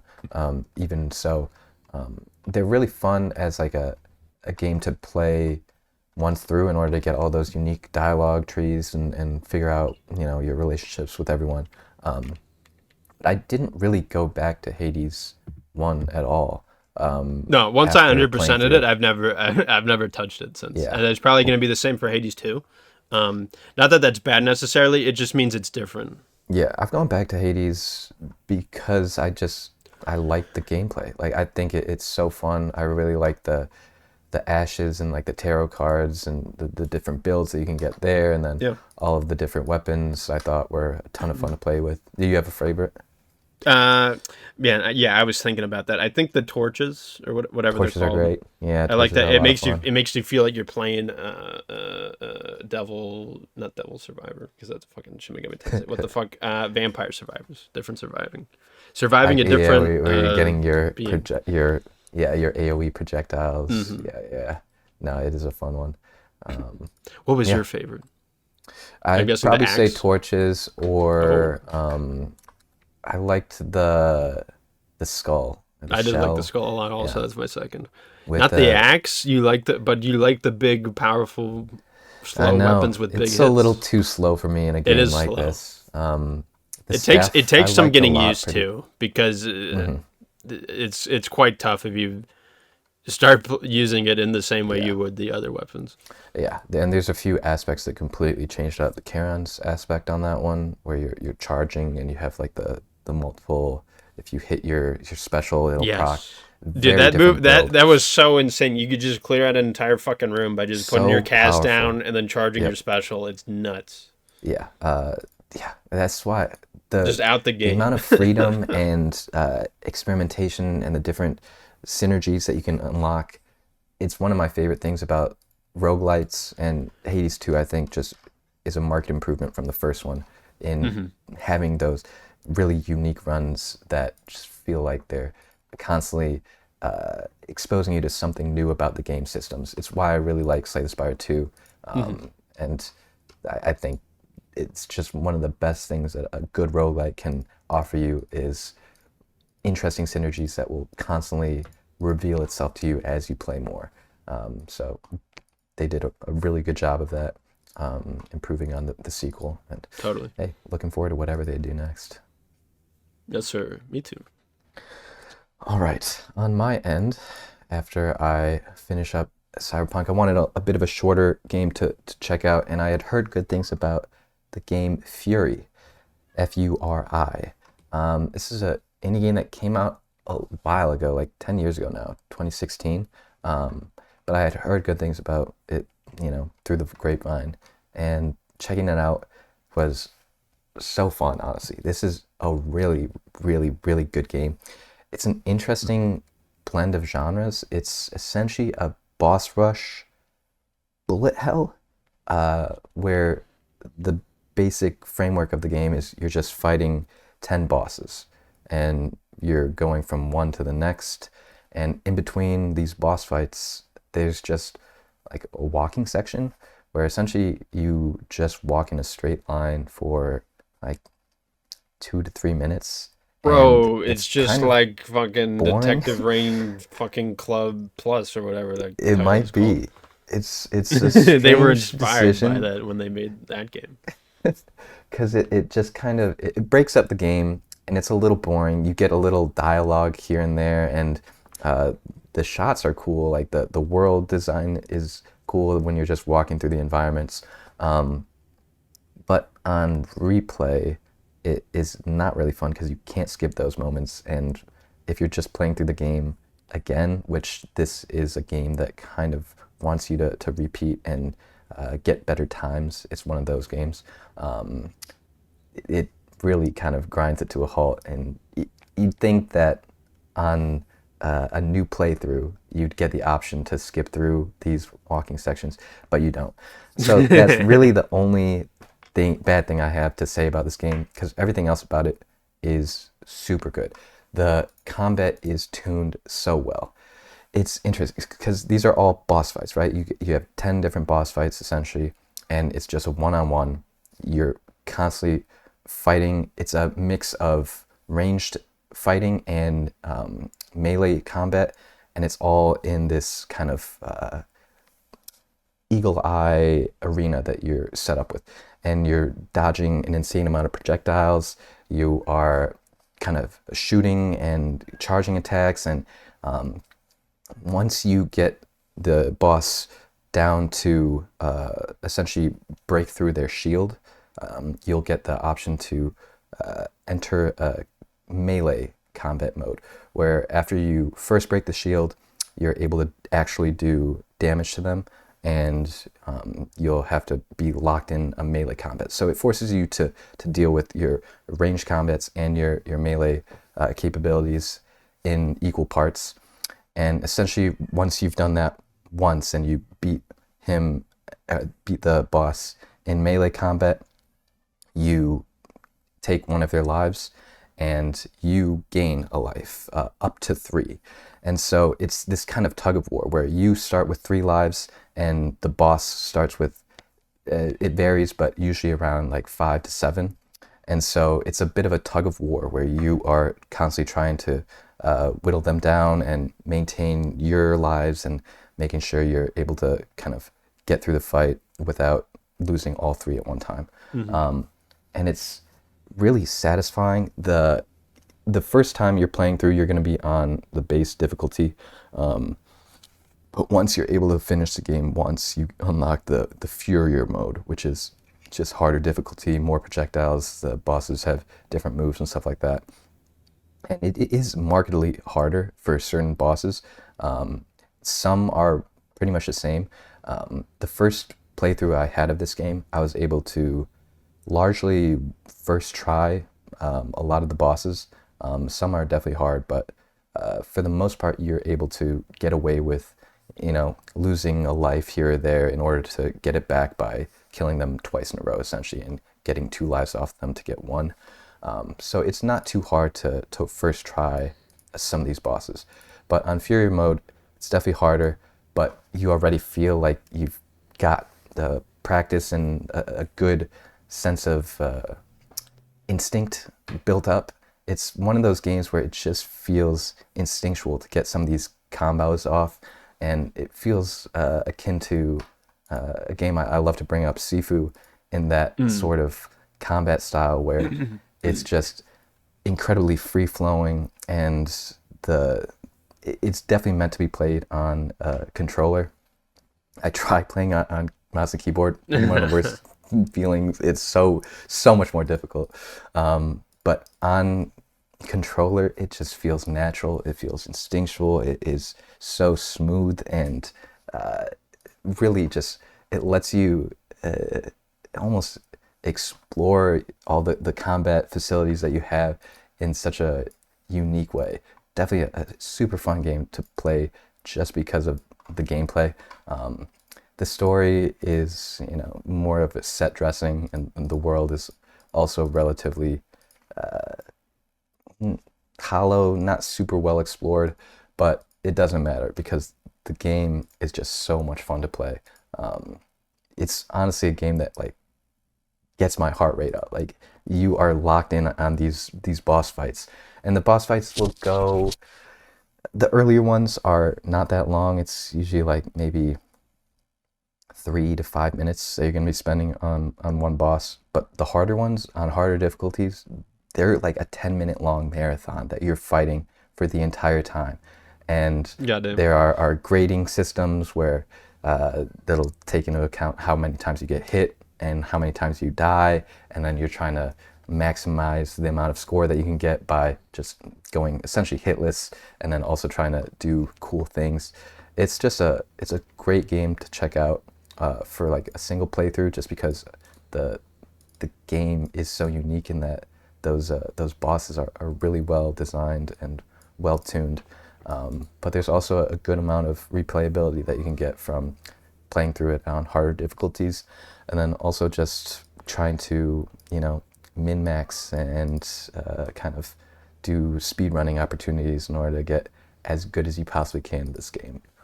So definitely a fun one that was largely flying under my radar, but I'm glad I checked it out, and definitely something cool to recommend to others. Yeah, it definitely sounds like something you would enjoy. I'm also glad that you found a game that forces you to walk for a prolonged period of time that makes you question, why is this game forcing me to do this? It's nice because you can just press the A button and it'll auto walk. So it's definitely a purposeful tool in order to get you to come down from the adrenaline of fighting a boss, because it is like I said, sometimes you're fighting a boss for a long time and you're locked in. It makes you sweat, gets your heart rate up. I get it. So the walking is definitely, it's a way to give you exposition about the world and the characters and why you're doing what you're doing, because you're playing as a voiceless protagonist, and you kind of get followed by a bit of a mysterious figure that is dropping lore as you walk from boss to boss.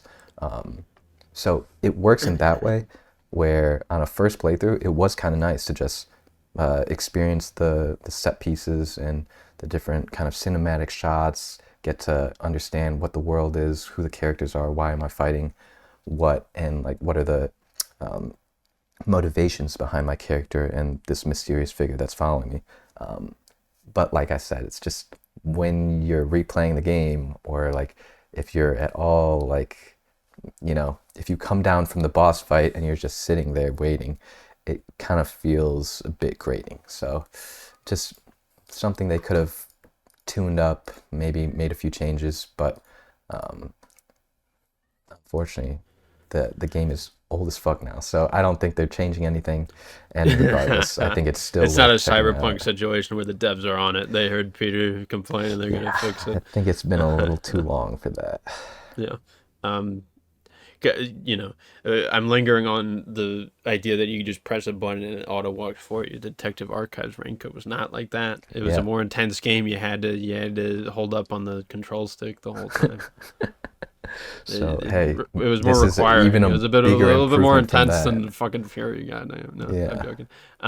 This is always my question, but how'd you figure out about this game, or how'd you hear about it? Uh, it was through YouTube. I think I first heard about it through a Jacob Geller Oh, video, probably. And then what just ended up on my backlog to check out. as it does. Yeah, and I'm glad I did, because it's a hidden gem for me, I think. Yeah. All right. Um, all right. For my next game, I decided to get a little bit weird. I was feeling nostalgic for a type of game genre that I theoretically would have liked a lot, or well, so like a part of me did, but not like the exact. What I'm trying to say is I enjoyed playing this game, Zoo Tycoon 2 on the. I technically played on a laptop back in the day. I liked building a zoo and having animals and naming them and making the park thingy, and it was just a fun thing to play every once in a while. I played a lot of mobile games that were like builder type thingies, I guess is what the genre is called. Um, I never played the coaster tycoon games because I wasn't super as into that. Even though I think more like people at the time held those in like a higher regard, but that was mostly like people 10 years older than me who cared more about Hmm. the slight complexities of that compared to the zoo tycoon stuff. Um, so I decided like I want to try revisiting that genre, but in like a more sort of in depth theoretically system thingy. So I heard good things about the Jurassic World Evolution games, and I tried out the third one, which is the most recent one, um, and it's decent overall. I don't really know what I was expecting.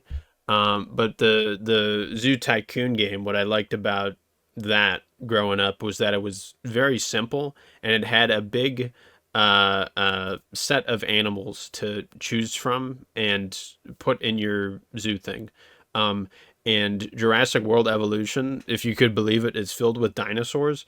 And I'm not super big on dinosaurs. I obviously, I grew up at some point, or I was a kid at some point, and dinosaurs were epic back then, and they, obviously they still are now. I just don't really know what the difference is between the names that I don't even remember at this point.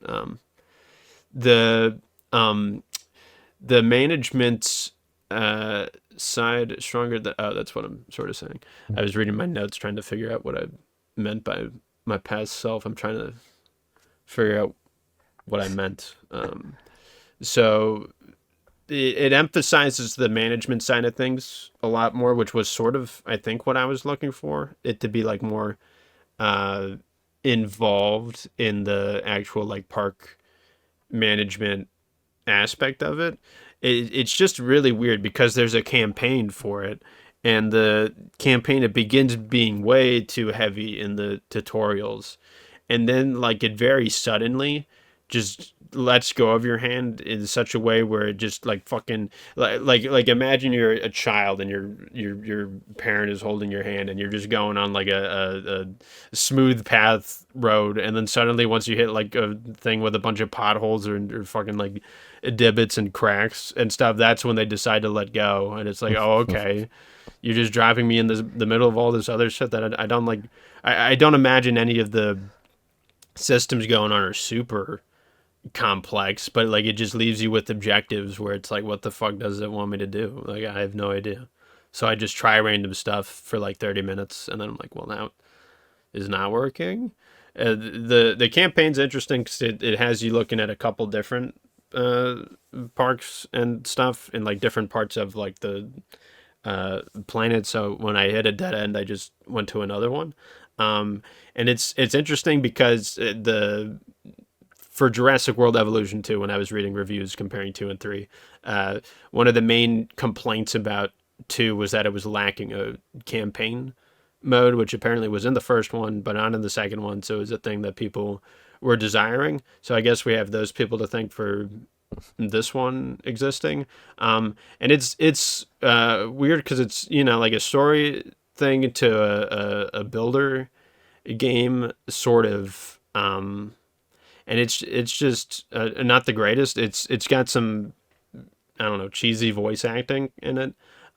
They get Jeff Goldblum to voice and reprise his character from the Jurassic Park and World films, and they create like a sort of dumbed down version of his character there. I don't know what they compare it to, like the Akihiko in the Persona Q games, where he's dumbed down to being he only likes meat or and fighting or whatever. And Jeff Goldblum's character in this game only cares about like, all right, I don't think we should be doing this stuff or whatever. He's just super insistent on that the whole fucking time. It's like, okay, we get it. We get it. That's his character. He's hesitant and is not wanting to have dinosaurs exist in our world or whatever. So that's a thing.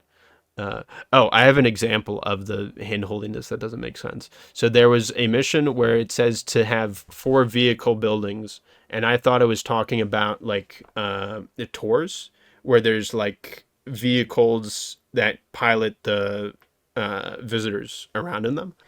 And so I thought it was those tour things. So I built 4 of those, and I didn't pass the objectives. So I'm like, what's the deal? I have 4. I have a car here, and a car here, and a hot air balloon here, and another hot air balloon, or whatever the fuck. And so I thought I was talking about those. But then it was when I looked it up eventually, because that's what happens when I get stuck on these silly video game objectives. I look it up.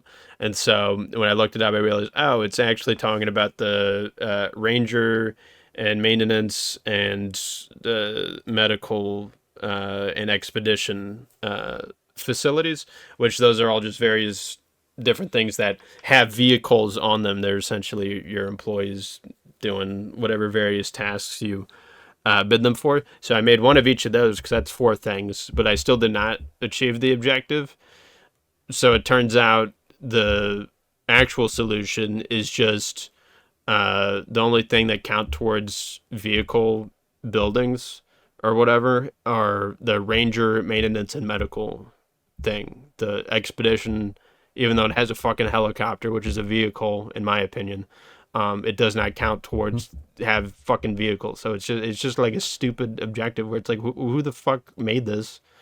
What the fuck do you like? Why are you like assigning the written law of what a vehicle is? I have tour fucking cars or jeeps and buses. I have a fucking is a hot air balloon not a vehicle either, and a helicopter. No, it's specifically like the jeeps that you're fucking maintenance dudes. Can you not just say that? Make the car employee facilities. Make 4 of those.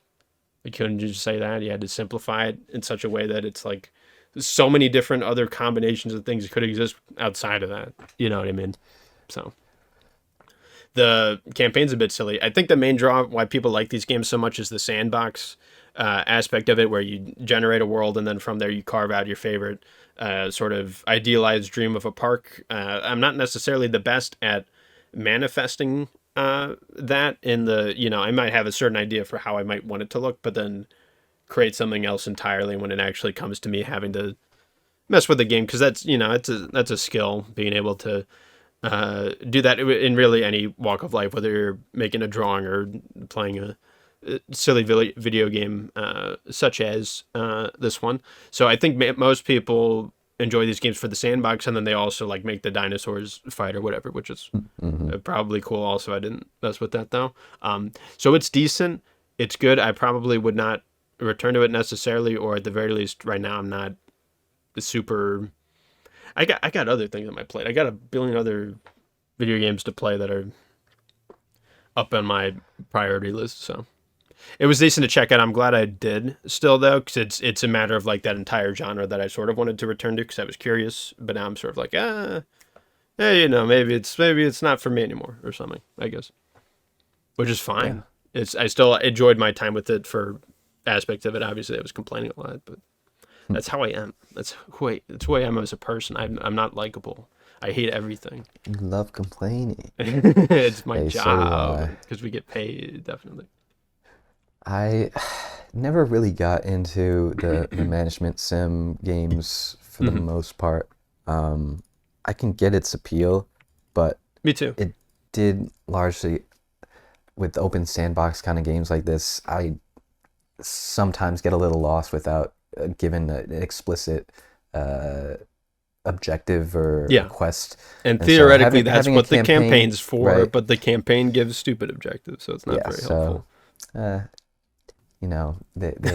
They tried to do it, but they maybe didn't do it so successfully. So probably not a game I will check out. But I'm glad you found some enjoyment from it. We have to have There's got to be variety in here. Sim games to check out than Jurassic World Evolution 3. Well, people like this. People do like it. They hype it up as being one of the better ones, I think. It's at 4.1 on Backlog. Yeah, Backlog isn't very reliable because there's only like how many fucking... There's only no one's playing 263 people who played it.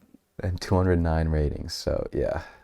Your 3-star rating here is carrying some weight. So you're one of as of right now, I'm one of 12 people who have it that rating. So good on you. Be the change that you want to fucking see or whatever. All right, I have one more game to talk about. I just finished it up playing it yesterday, actually, and that is the game called Grand Theft Auto 4. Oh shit! I wanted to check this out because obviously GTA 6 is finally supposed to be releasing later this year.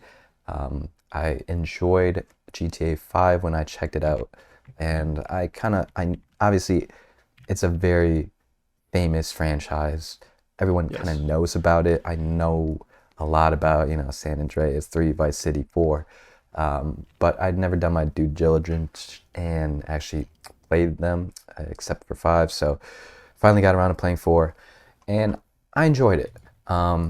It's not as good as 5. 5 is definitely an impressive step forward for the franchise, from what I can tell, where they just created a much more immersive sandbox and just filled the city with like a super well integrated simulation where essentially things are just running and you can live your life outside of the quests for the large majority of the time. And it's just fun to mess around in the world.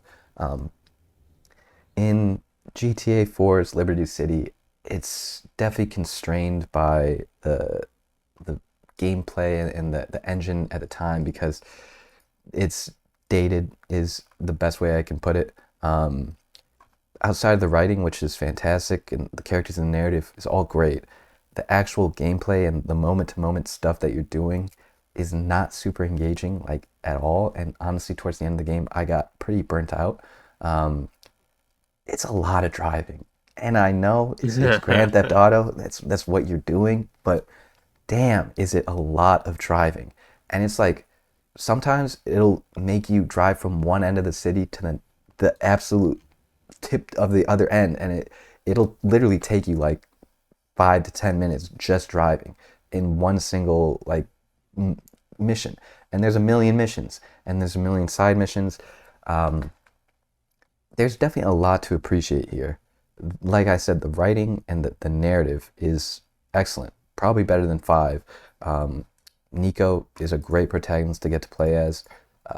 You get a lot of exploration of his traumas and why he's doing what he's doing, kind of exposing himself to the terrible aspects of life in Liberty City. I was definitely feeling some parallels to Cyberpunk, honestly, and just the idea that Sure. living in the city is degenerating and it will cause you harm, and the only way to heal is to leave and to just let it go and move on. And so that was a really fun kind of experience to the narrative.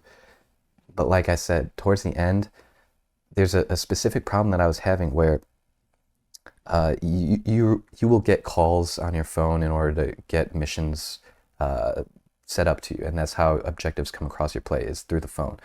And towards the end of the game, you're already finished the vast majority of the missions, so there's no backlog, there's no queue, there's no mission list of ones that you get to check out. You're just waiting for the next one to come across your plate for you to get the next call. And you have to just wander around the city or like go to sleep a million times in order to get that next call. And it's just a lot of hurry up and wait and don't do anything else. I'm pretty sure that the intention behind that was essentially He you're wants you to supposed round to, up everything else.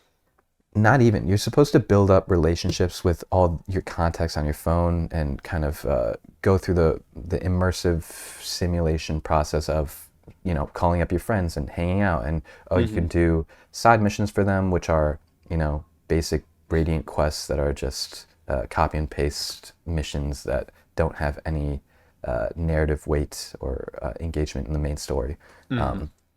Or you can just take them out to random side activities like bowling, darts, drinking, whatever, karaoke. And that's what you're supposed to do towards the end, I think, in order to pass the time. But it's not necessary. It's not fun. You're driving all the time, and you're shooting sometimes, and the shooting is not fun. It's just it kind of got grating towards the end. Sure. And as much as I enjoyed the rest of the game specifically for the story, and I do like the beginning of, you know, rags to riches, trying to make your way through a criminal empire and get your kind of secure your place in Liberty City and come across as like financially successful. It really did just grind my gears regarding the gameplay choices and just the lack of engaging content outside of the story. So a game that I would recommend specifically for the story, but definitely not one that I would recommend if you are not willing to spend some time. It's a fairly long game, so if you're not willing to grind through a bunch of driving, it's so much driving. I can't believe how much driving. I played through 5, and there's way better ways of getting around the city. In 4, I kind of uncovered that the best way to get around in the city is just calling cabs all the time, because that's essentially the fast travel. Is if you mark a waypoint on the map, you can just hop in a cab and it'll take you there. And so towards the end of the game, I was just constantly like getting to a mission objective, hopping in a cab, fast traveling there, finishing the objective, getting back in a cab, getting to the next mission objective, and just constantly rinse and repeat. Which I don't know. It feels like it kind of breaks the immersion and the sense of pace, but I'm imagining it without skipping all those fast travel segments and actually driving through all of that, and that seems like it would just absolutely break the pace for me. So I don't know. It's Sounds a like fun somebody game. hates gameplay. You don't like driving. Yeah, You don't like I hate gunplay. this specific gameplay. Bro. And you know, as someone who liked 5, it's interesting to see where it kind of came from. and obviously I will probably go through the rest of the series at some point. Hmm. But at this moment, I'm not necessarily in a rush to get back in and play another Sure. game like that, just because it was definitely lacking something for me. I get you. But you still Yeah. rate it positively overall. I have it as like a 7 out of 10, so it's definitely a good game, and really is largely carried by the story and the characters. I really love the humor and the understanding that Rockstar has of America in general. I think they're such a unique developer that can tell such interesting tales of American kind of folklore and culture, with Red Dead exploring, the idea of the frontier and the West, and then the GTA series just kind of poking fun and sardonically creating like a unique dark mirror of American culture in the modern hegemony. Um, yeah, I love the humor and the writing and all the how crass it is and how funny and uh, really sarcastic, but also really poignant and impactful at moments. Um, and yeah, that's like the only reason to play this game, in my opinion, is for those great moments. Um, but yeah, hey, maybe just watch a YouTube video of the GTA cutscenes, maybe. Hold up. But There's I no would way never he say just that. said to do that. I would never say that. Who said that? Who? What? Say Yeah, what? I'd like to No. play these games personally. I'm interested in them.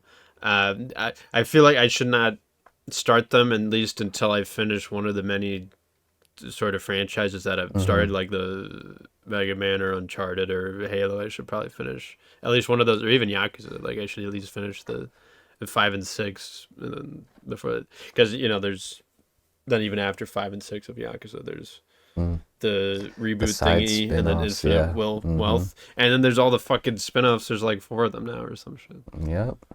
You can Oh do my anything you god! want. You could become a pirate. You could become a samurai. Whatever. You could become a man who forgot his name. Yeah.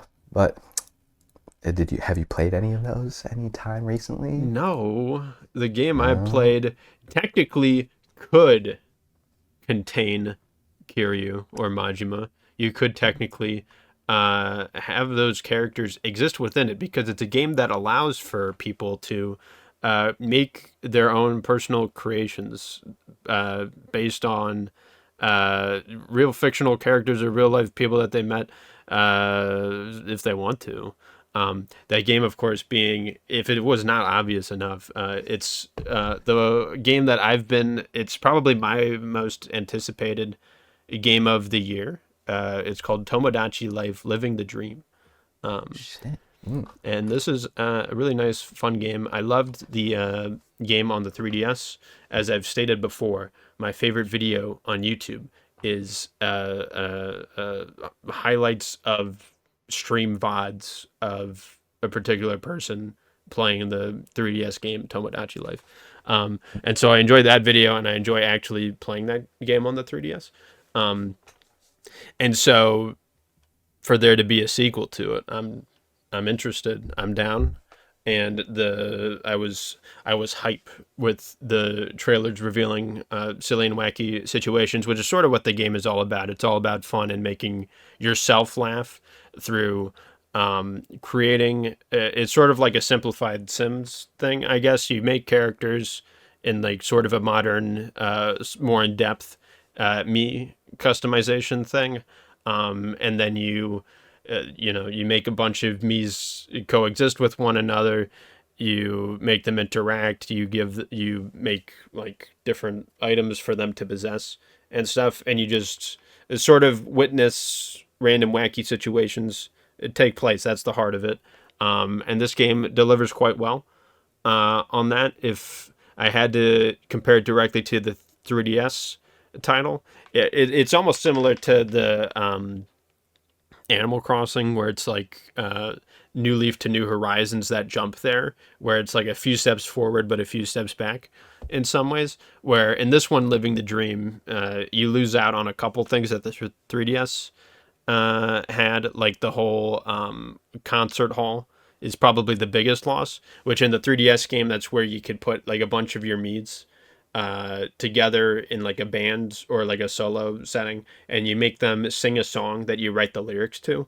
Like the melodies and instrumentation or whatever, and everything's already like predetermined, but you just set the lyrics themselves. So you make them sing like very silly, Mm-hmm. wacky things, and they like dance together in like a little group. And that's like one of the best parts of the 3DS game.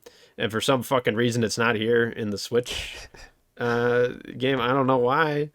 They have like they have you could give your Mii's like a guitar, and sometimes when they're alone they'll strum the melody to the one that I've heard that they strum the melody to the metal song that you could do in the concert hall in the 3DS version, which just pisses me off because it's like you're putting the song in the fucking game, put it in the actual system that you're bringing back. I imagine this game's gonna get updates in the future. That they have seasonal ones for like items that they're shuffling through, sort of like Animal Crossing, in order to keep people sort of invested with it continuously over the time for at least a year.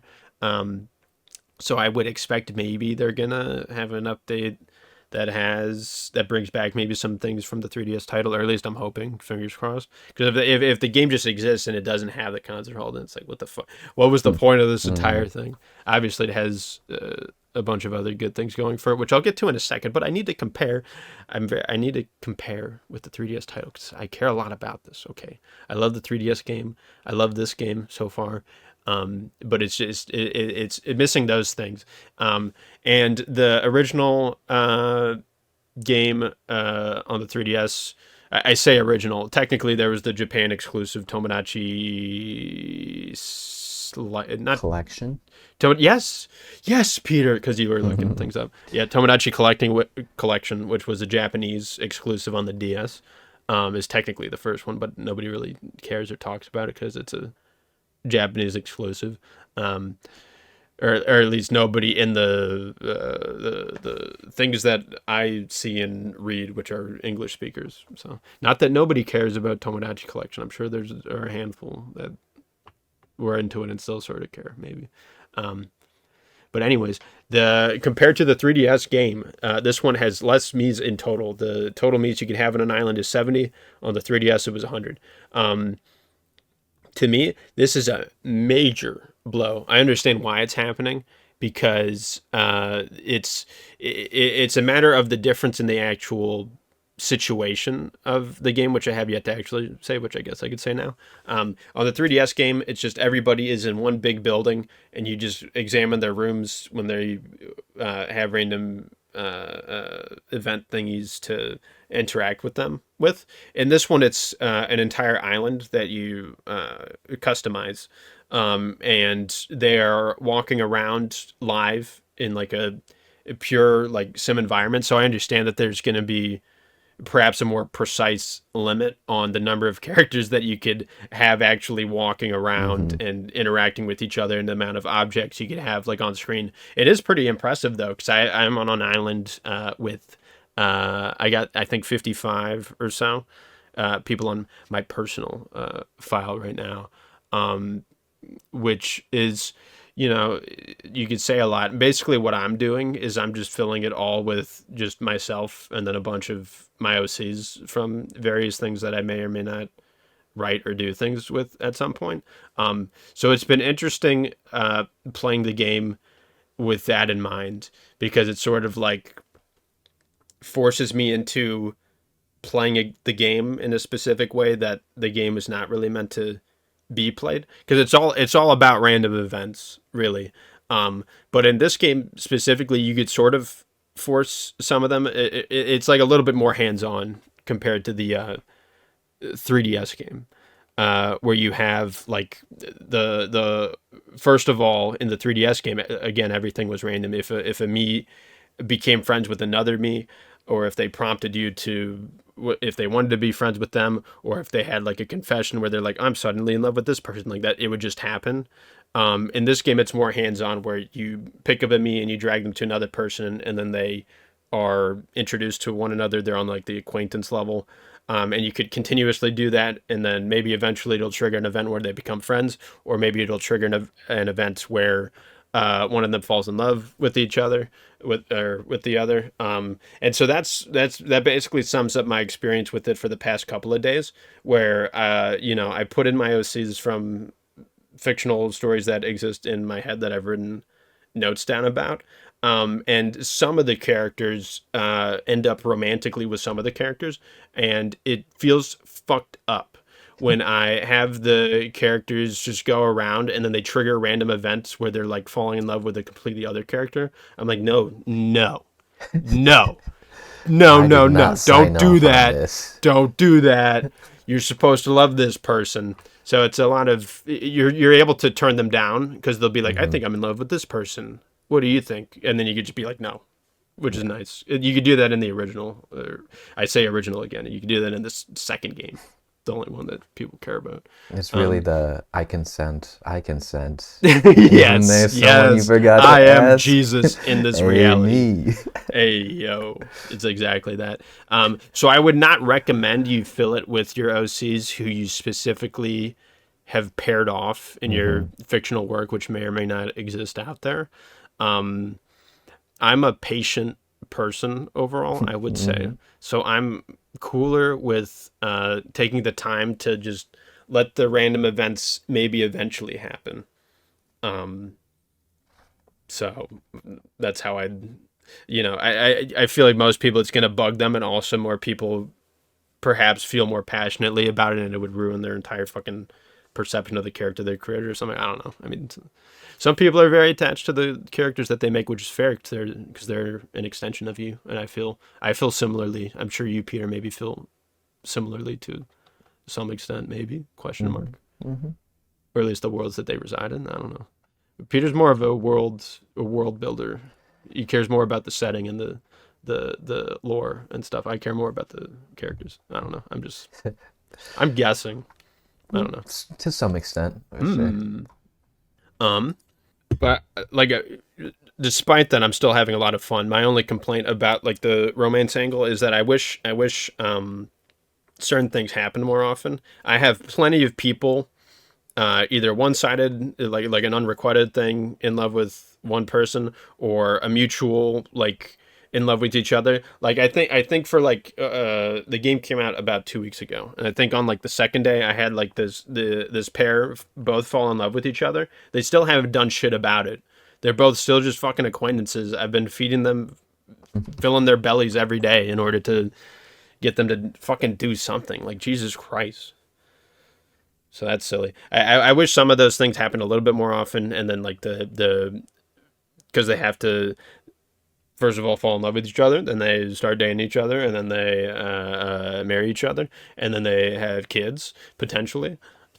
So I just wish some of those things were a bit more like more frequent, or just like sped up, or something, because it's a bit silly.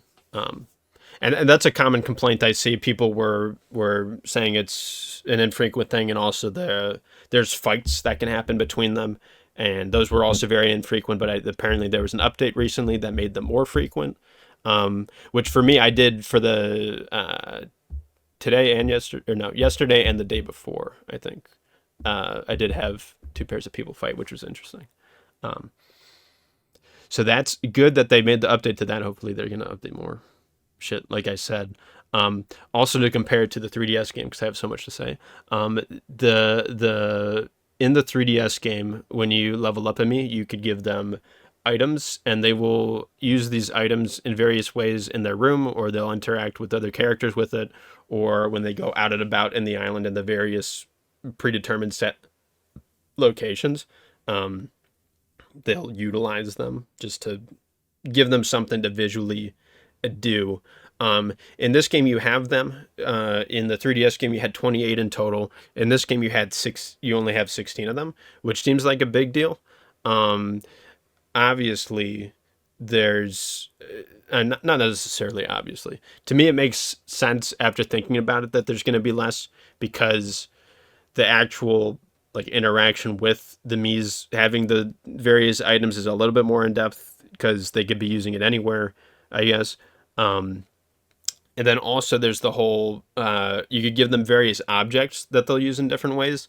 Like there's little mini games you could play with them, and as a reward you get like a random object thingy that you could either sell or give to the Mii's.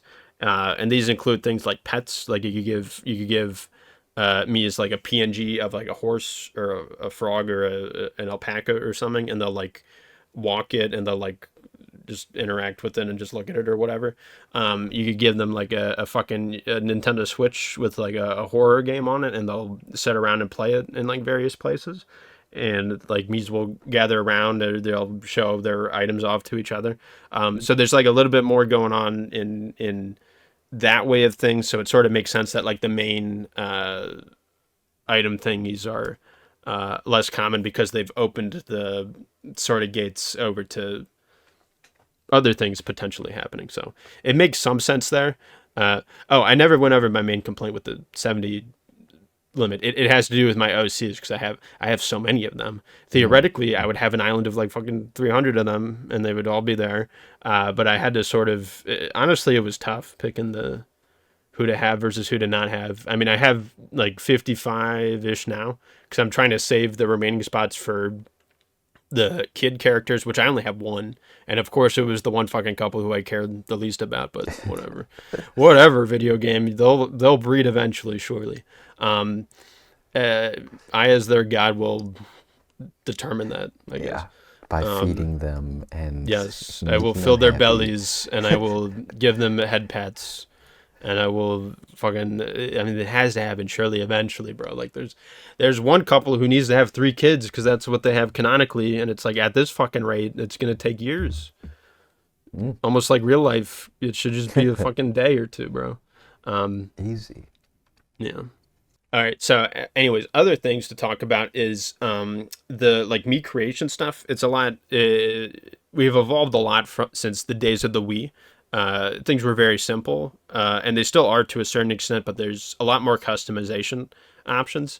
To the point where like even me on my island with that's mostly filled, I can have like an entire array of islanders with completely unique like hairstyle and colors and all that. There's some complaint about like the skin tones not being as precise as they can be, which I definitely agree with that. They let you use the color wheel for one part of the character customization, but not for everything else, which to me doesn't make a whole lot of sense. Like you have that built into your game anyways. Why not implement it to the hair color, the eyebrow color, the skin color, like everything that can be colored. You know what I mean? Like Mm. there's effect on the eyeballs that like would have been nice if I can color it any other shade besides white. Like you make like a circle in it or like a little diamond thingy. Like there's some characters where they got little other effects going on that's not white, so that's silly. Um, but the main thing that sort of makes it unique, I guess, is the whole face paint aspect of it, where you're just given a grid and their face, and you could draw all over it. It has a lot of issues. It's very cool that it exists because it, from what I've seen on Twitter, it has allowed for a lot of creative me making situations where people have drawn just like actual anime hair, it like lit and like shaded in like the exact precise way, which like it looks fucking perfect. But the one of the issues with it is that it's like a flat texture. Mm-hmm, So mm. from like the front on, it looks rock solid and perfect. But then if you see the meat from like the side or like a 3/4 angle, it just looks fucked up. Like they're bald in the front, and then they just got like just a random like sheet of paper hanging like an inch in front of their face. So like it's a bit silly in that way. And then also it doesn't let you draw over hair. So like you could have your me have hair, but then I had a character that I wanted to take an existing hair and then draw over that to like cover it up and sort of like base the shape off of it, but it doesn't let you do that. The thing like hides behind it, which is kind of annoying. And it also hides behind like the Mii's noses, and I think it covers their mouth and their eyes and their ears, but like the nose is still there. But like I don't know, that's less of a big deal slightly because you could just make the nose flat, I guess, or I don't know, change the texture of it. I don't know. But the other thing is the actual like uh thing that lets you draw it. Obviously, it's not going to be as in depth as like a Photoshop or something, um, but it's I don't know. It's annoying still. It's annoying to use because there's like a sort of layering system, but it doesn't really work. Like I don't know. It's to me it makes sense that you would have a top layer and a middle layer and a bottom layer. That's what it seems to have, but I don't think it really works in that way to the point where I don't actually know what it is doing because it's not doing the thing that I think it's supposed to be doing. And I know for a fact that I'm not misled there because I've seen other people complaining about that as well. So that's something. Um, and so there's this game called Metopia that was on the 3DS. Then they put it on the Switch. And for the Switch version specifically, they implemented also another really crazy me customization thingy where the system, it was called like wigs and makeup or something, and it let you customize the Mii's in very precise ways, perhaps more precise than this Tomodachi Life game. And I thought they would implement something either similar or the exact same from the Metopia Switch port enhanced version thingy into this newer Tomodachi Life game, but they did not. So the two of them are incompatible, even though like because this is the other big thing, like the whole borrowing Mii's thing. So on the 3DS, it was a very silly situation I had to go through where I had Tomodachi Life. I had the game Metopia on the 3DS. I would beat up Metopia. I would go to the section of the game that lets me browse Mii's on like a popular tab. It shows me like Mii's that have been like the most upvoted or the most borrowed or whatever. And oftentimes it was pop culture characters. It was like fucking Kirby or Angry Birds Red or like whatever the fuck. And I would be able to go in there and go into the me section from the fucking menu, and then I would add that me to my roster of. I think the limit at the in that game was 100. So then I would do that. I would exit out of that menu, which it took a while to boot up because the 3DS was slow. It was the internet connection thingy, so it was slower. And then you have to go into your party menu, and then from there you open up the Mii's card or profile thing, and then you go to the next tab, and it shows you a QR code to scan for the Mii's like fucking visual data. And so I take a photo of that on my phone, and I try to do that in a batch where I get like 5 to 10 of them, so I don't have to do this stupid process every single time. So I get the photos of them, and then I close Metopia. I open up Tomodachi Life. I go to add a me. I add them by QR code, and I have it scan the fucking photo that I took on my phone of the game that I played on the same fucking device. So it was a really annoying, really silly situation. So I thought the only place you could go from there is up. Like the only direction you can go to make an improvement on taking the Mii's from the internet and putting them onto your Tomodachi Life game, like that can only improve. But But so theoretically, there's part of it that works better because there's no QR code. I'm not taking my phone out. I mean, the Switch doesn't have a camera. You have to buy a separate fucking device for that, anyways. So it's not required. So what you do is you still need Metopia. You don't need the full game. You can just download the demo, and you don't even need to really play it. You just boot it up. You create one me, and then from there you're allowed to go in and borrow Mii's from the internet. And then you could take those Mii's borrowed from the internet. You save them to your Nintendo Switch system, and then you open Tomodachi Life, and you load the me through there. The only thing is that the me creation systems between those two games is so incompatible to the point where when you download a me from Metopia, they don't have any of the like same hair and makeup like manual things made.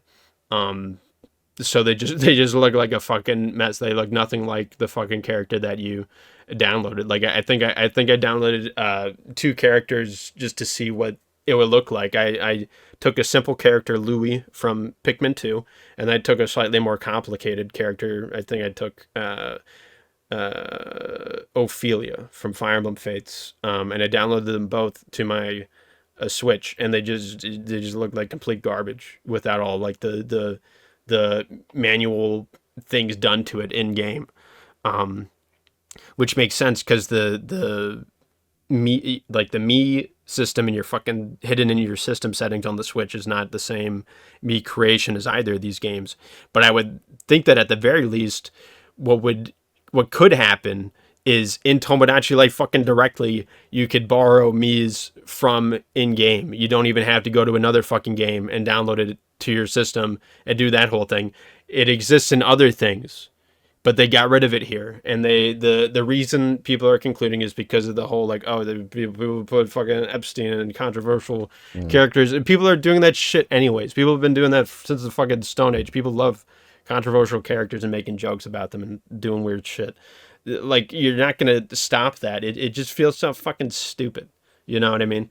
Like, you have this system where you allow for a good deal of creative freedom when it comes to the creation of it, and you have a lot of very talented individuals who are gamers and are playing these games and are making cool, wacky, fun creations that are impressive and well done. And you don't let anybody, you don't let them share that, despite the fact that in other games that you make, like Animal Crossing and even the newer Miitopia game, you let them do that. You know, at the side effect of it not being the exact same as the Miitopia and the 3DS game, where it's a search. Or it's not a search. It's a popular tab. You get to see all the fucking dudes. And then in Miitopia on the Switch and Animal Crossing on the both 3DS and the New Horizons, you have to do it by fucking code because Nintendo has a fucking fetish for codes. They love forcing you to enter stupid codes for like the specific shit. Like, nobody else does this. Nobody else fucking does it and curates it. And I understand it's a family friendly game. They don't want the fucking Epstein showing up. But it's like, was that happening on the 3DS days? Now the modern landscape of gamers and the internet would probably create a situation where probably more controversial figures show up on the front page. But it's as simple as you just block that out. And like you just curate it a little bit. You have a little bit of moderation so that on the popular tab, you don't have those controversial figures. But if some fucking crazy person still wants to do it, they could look up the code of the either character specifically or the person who made them, and you could go and download them from that there. Like you're just creating these fucking problems out of nothing. You already have done in the past things like this. You know, you've already done all of these things to support this system, and you just decide to do none of that now. It's complete bogus. It's complete bogus. And you also add in the fact that for some reason in this game you can't take screenshots. You can't like record your game directly from the Nintendo Switch's system of things. Now I don't have a problem with that because I have an OBS capture card, so I could just bypass all that and record all my gameplay footage. But it's I don't know, it's sort of funny seeing people on Twitter post like tutorials and they're recording on their fucking phone. It's like we've gone back to 2010. You fucking implemented for the Switch specifically, you implemented all this stuff to get like screen record on your thing and then have that link to your social media so you can immediately on Facebook or Twitter post the video you just recorded. Like, why are you trying to block out people enjoying the game and wanting to share it? Like, why the fuck are you doing that? You are so stupid. I hate you. Yeah. It's Nintendo. Is that the end of my rant? Maybe. That's my main thing.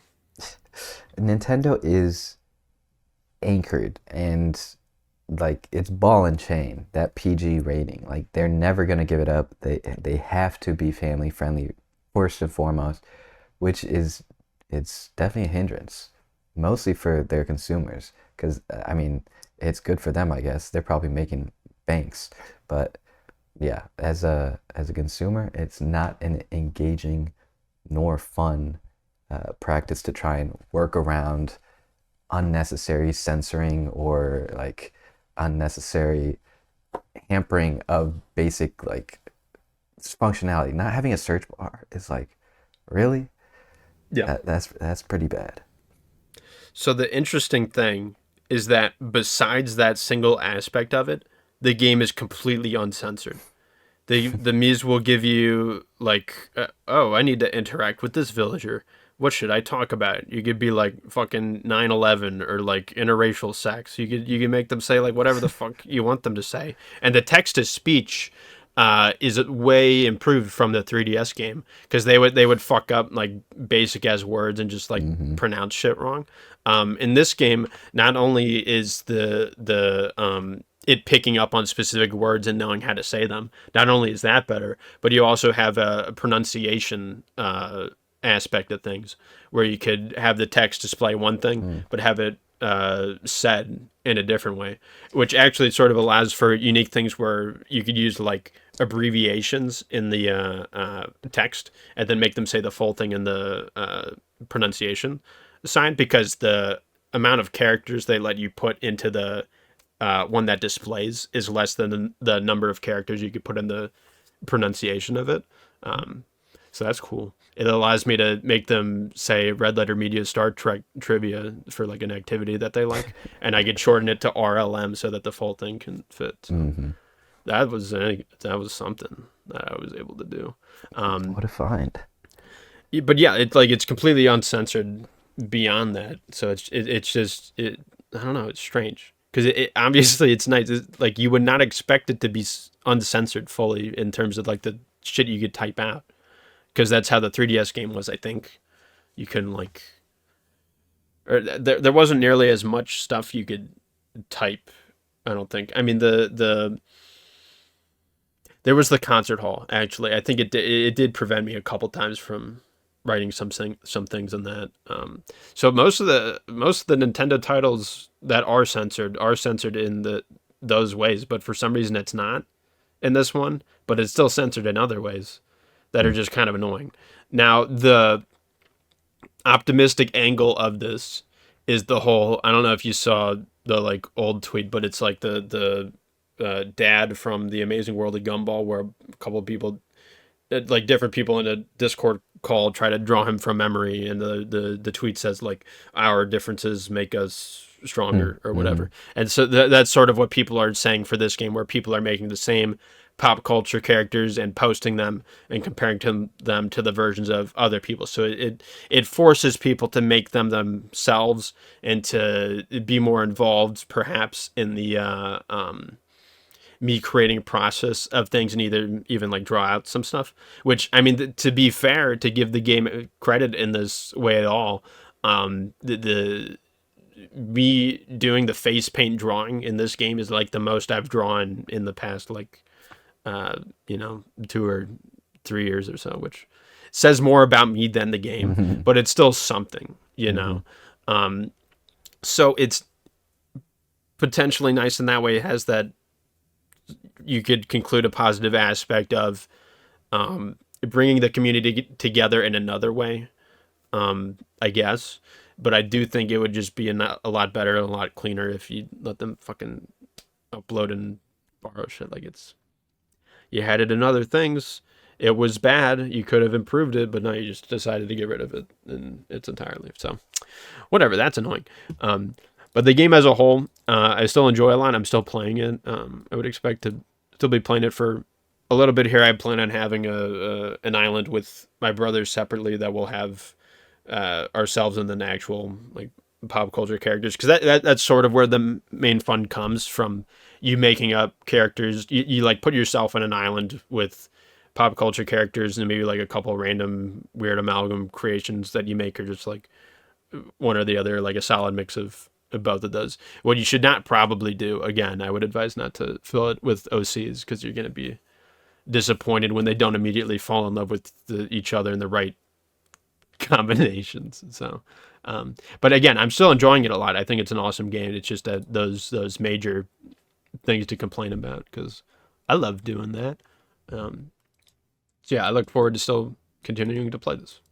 Oh yeah, is that your final game then? Yes, sir. All right, on to the music. Um, hasn't been that much this past month, but a few to point you guys' way. First one coming from Arlo Parks with her album Ambiguous Desire. Really smooth, sleek R&B and kind of alt pop, pretty nocturnal and kind of sexy. Just good sounding, catchy stuff from her. Um, Another new album from Thundercat, Distracted. Bit of a return to form from him. I think this is probably my favorite that he's released. Super psychedelic, blending soul and jazz and funk and a bunch of interesting fusions of genres here. And it all just sounds great, really eclectic and fun to listen to. Another one to point your way from Slater, Worst Girl in America. Really kind of harsh and vulgar combination of electropop and clash and house. Really kind of braggadocious and kind of hedonistic, but a lot of fun, kind of tongue-in-cheek exploration of this kind of indie sleaze kind of approach. Definitely a fun album from her. Another album from Jessie Ware, Super Bloom. This is a really good album. Really just well-produced dance pop and disco. The strings on this album sound incredible. The production so big and encompassing, really lush instrumentation. Just it sounds fantastic. Also super catchy, and Jessie's vocals are killer. Definitely a really good album to check out. Great for the summer. And finally, another album coming from Frico, Something Worth Waiting For. This is pretty tried and true indie rock, but the writing and specifically Nico's, the lead vocalist, his voice is just so great, so emotive and intimate. Some really great catchy songs, and then also some softer, more interesting and enveloping songs. Definitely another good album from them, and excited to see what they do next. But that's all I got to talk about music-wise. A bit shorter this time. A little bit shorter this time. But have you been reading? I actually have. Really? What do you have to talk about this time? I've just been catching up with some manga. Don't get your hopes up. Oh, okay. Just forewarning. I caught up with some manga. The main one that I have to talk about though is I caught up with Chainsaw Man. I read the ending for that. Oh my god, bro! Do not know. I know roughly there is some controversy about the ending. Interesting to hear your take. Yeah. So supposedly the series has ended as of when I last checked, which I guess at this point is 3 weeks ago. That's going to be it, or at least he hasn't made remarks of there being a future thing, part 3 or whatever. Some people were still speculating or talking about that. Man, it's just one of those endings where you get to it and you're like, did it really just end like that? Oh, did it really just decide to take things that way in it's not unreasonable, unfortunately. fashion? Yeah. It's very common with manga. People have been saying that he got burnt out by this and just wanted it to be done with, which is a very common consensus with manga authors in general. It's just frustrating because like even the parts that I was behind by like a year and a half or something. I had like a bunch of chapters to catch up on. So, I was bulk reading binge reading all those, and I was enjoying it. It was like interesting stuff was happening. I was engrossed. I was being like, what is going to happen next? And then like, I think it's literally like the last 2 chapters or something. The direction that it's taken in is just completely like not what you would expect, and like not in a good way. You know what I mean? Yeah, it's Like just tonally inconsistent. Ah. Okay, okay. And so I think he had mentioned that he was inspired by like The Big Lebowski for the ending, which like for me that film works because it's a film. Trying to apply similar vibes of like certain things not mattering to like a longer running series is not going to work. Is not going to be as likely to work. Because you have people with it for a longer period of time with a longer investment than just a singular film. You know what I mean? Mm-hmm. So it's been an ending that's been memed quite a bit. I enjoyed something I enjoy doing sometimes. I don't use Reddit super often, but I do use it on occasion. What I usually use it for is like when I complete like a series or something, or like finish a video game or whatever. I just go to like a couple subreddits dedicated to that. I'd sort by hot or best or whatever, and I just see like what people were talking about or memeing about or making art about, like in general. And yeah, it's been pretty memed to I assume death by this point. There was a lot. I saw The ending. a lot. It's rough. And it sucked. And seeing some of those memes were quite funny. Some of them were really not necessarily the most creative things ever, but it doesn't have to be. Yeah. Almost more thoughtful than the fucking ending of the. That's tough. Because like you said, up until the end, like it's great.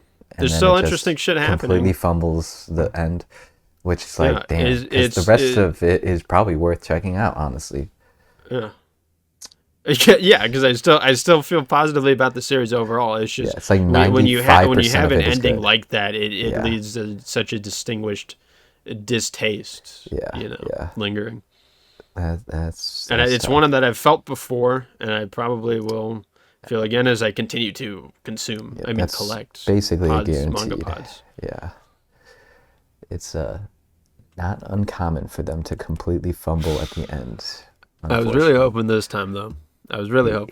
You'd think, especially because like the first part was so nice and condensed, and you got your very distinct conclusion. I was fine with it if it never came back for a second part. Sure, if part one ends at a good spot, and I think if you had to compare them, obviously it's more so like it has an ending that's actually reasonable.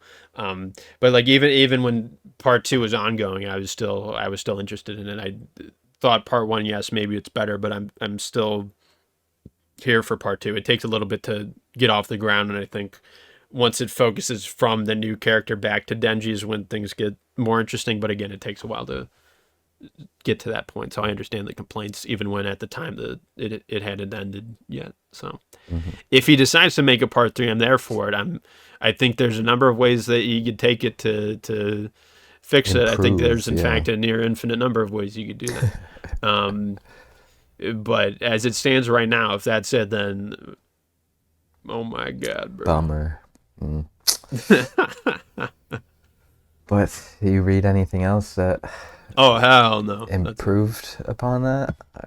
Well, I've read other manga that I've enjoyed. Like I'm enjoying steadily the JoJo's Bizarre Adventure Part 9. I caught up with One Punch Man. That was pretty cool. I still need to do that. Ooh, damn, yeah. They're focusing more on like the business sort of societal side of like the hero association, how it's like sort of corrupt, and how there's like a rival business rising up and like sort of also being manipulative about like what they put out. And they got a good Saitama moment. Obviously that manga is best when it focuses on Saitama, but I still think the world as a whole, when it focuses on other characters doing other things, it's still quite solid. So absolutely. I was enjoying that too. Nice. I've just got one to talk about. Our book club book of the month has been The Witchstone by Henry H. Neff, who did this young adult fantasy series or children's series, The Tapestry. I don't know if that's at all familiar. I remember seeing it in the library as a kid, but this one is just a standalone from him. It's very in line with like a Percy Jackson kind of uh, new spin on like, oh, there's this hidden world beneath ours, or like hidden from us, where there are essentially there's hell, and the devils and demons are in the real life, and they are running like this curse office where a bunch of like curses that are still out in the world need to be managed, and there's a quest along the way that gives him our main protagonist a reason to engage with his people that have been cursed. So it's a fun sort of kind of buddy cop slash uh, adventure hijinks kind of stuff. Um, Pretty fun, cool world building. Yeah, I'm enjoying my time with it. Not much to say outside of that, though. You're still reading it. Yeah, yeah. Nice. It's good that at least one of us got a positive book experience, or at least to say. Obviously, I've read other mangas that I was legitimately enjoying. Nothing to remark on, which I is get how you. I'm feeling about YouTube. Not really anything Okay. to discuss this month. How Okay. about Well, you? I got one thing to say. The smiling friends watching that, it got me curious about Oni Plays, because it's a channel that I've never really watched videos directly of their channel. I've seen like random clips of them shared on the internet. I've been, haha, oh, that's funny, or that's not funny, maybe. I don't remember. But it make me curious. So I went through, I looked at their channel, I looked at a couple of playlists, and I just decided randomly to try a couple of them. The one that I would recommend the most is one called Interacting with AI, space dash space all videos. Um, this is a really funny playlist where the three of them get together and they get like I don't know what website or app or whatever they use, but they get this uh, AI thing where it voices and role plays as a character, and they just like troll and gaslight and manipulate like the fuck out of it. Like they're basically just on a call, the three of them, with like this fictional character, and just like creating like the weirdest like torture chamber like scenarios. And it's like it's maybe the hardest I've laughed at a set of YouTube videos in a while. Like even the first video alone, they're like, I mean, describing it would not do justice. I'm not even gonna try to do it. It's just very humorous, and it's like playground dumb. It's like if a bunch of, I guess they're probably 30 or close to fucking 40 at this point. It's like if a bunch of 30-year-olds were on the playground and had playground humor, and but like with the mind of a 30-year-old and the creativity of one. And so the I don't know. It's just fucking funny. You don't even need to like explain it in like the way we try to explain things. It's just a funny set of videos. So I'd recommend that. All right. That's pretty much it though. So that's the end of this video.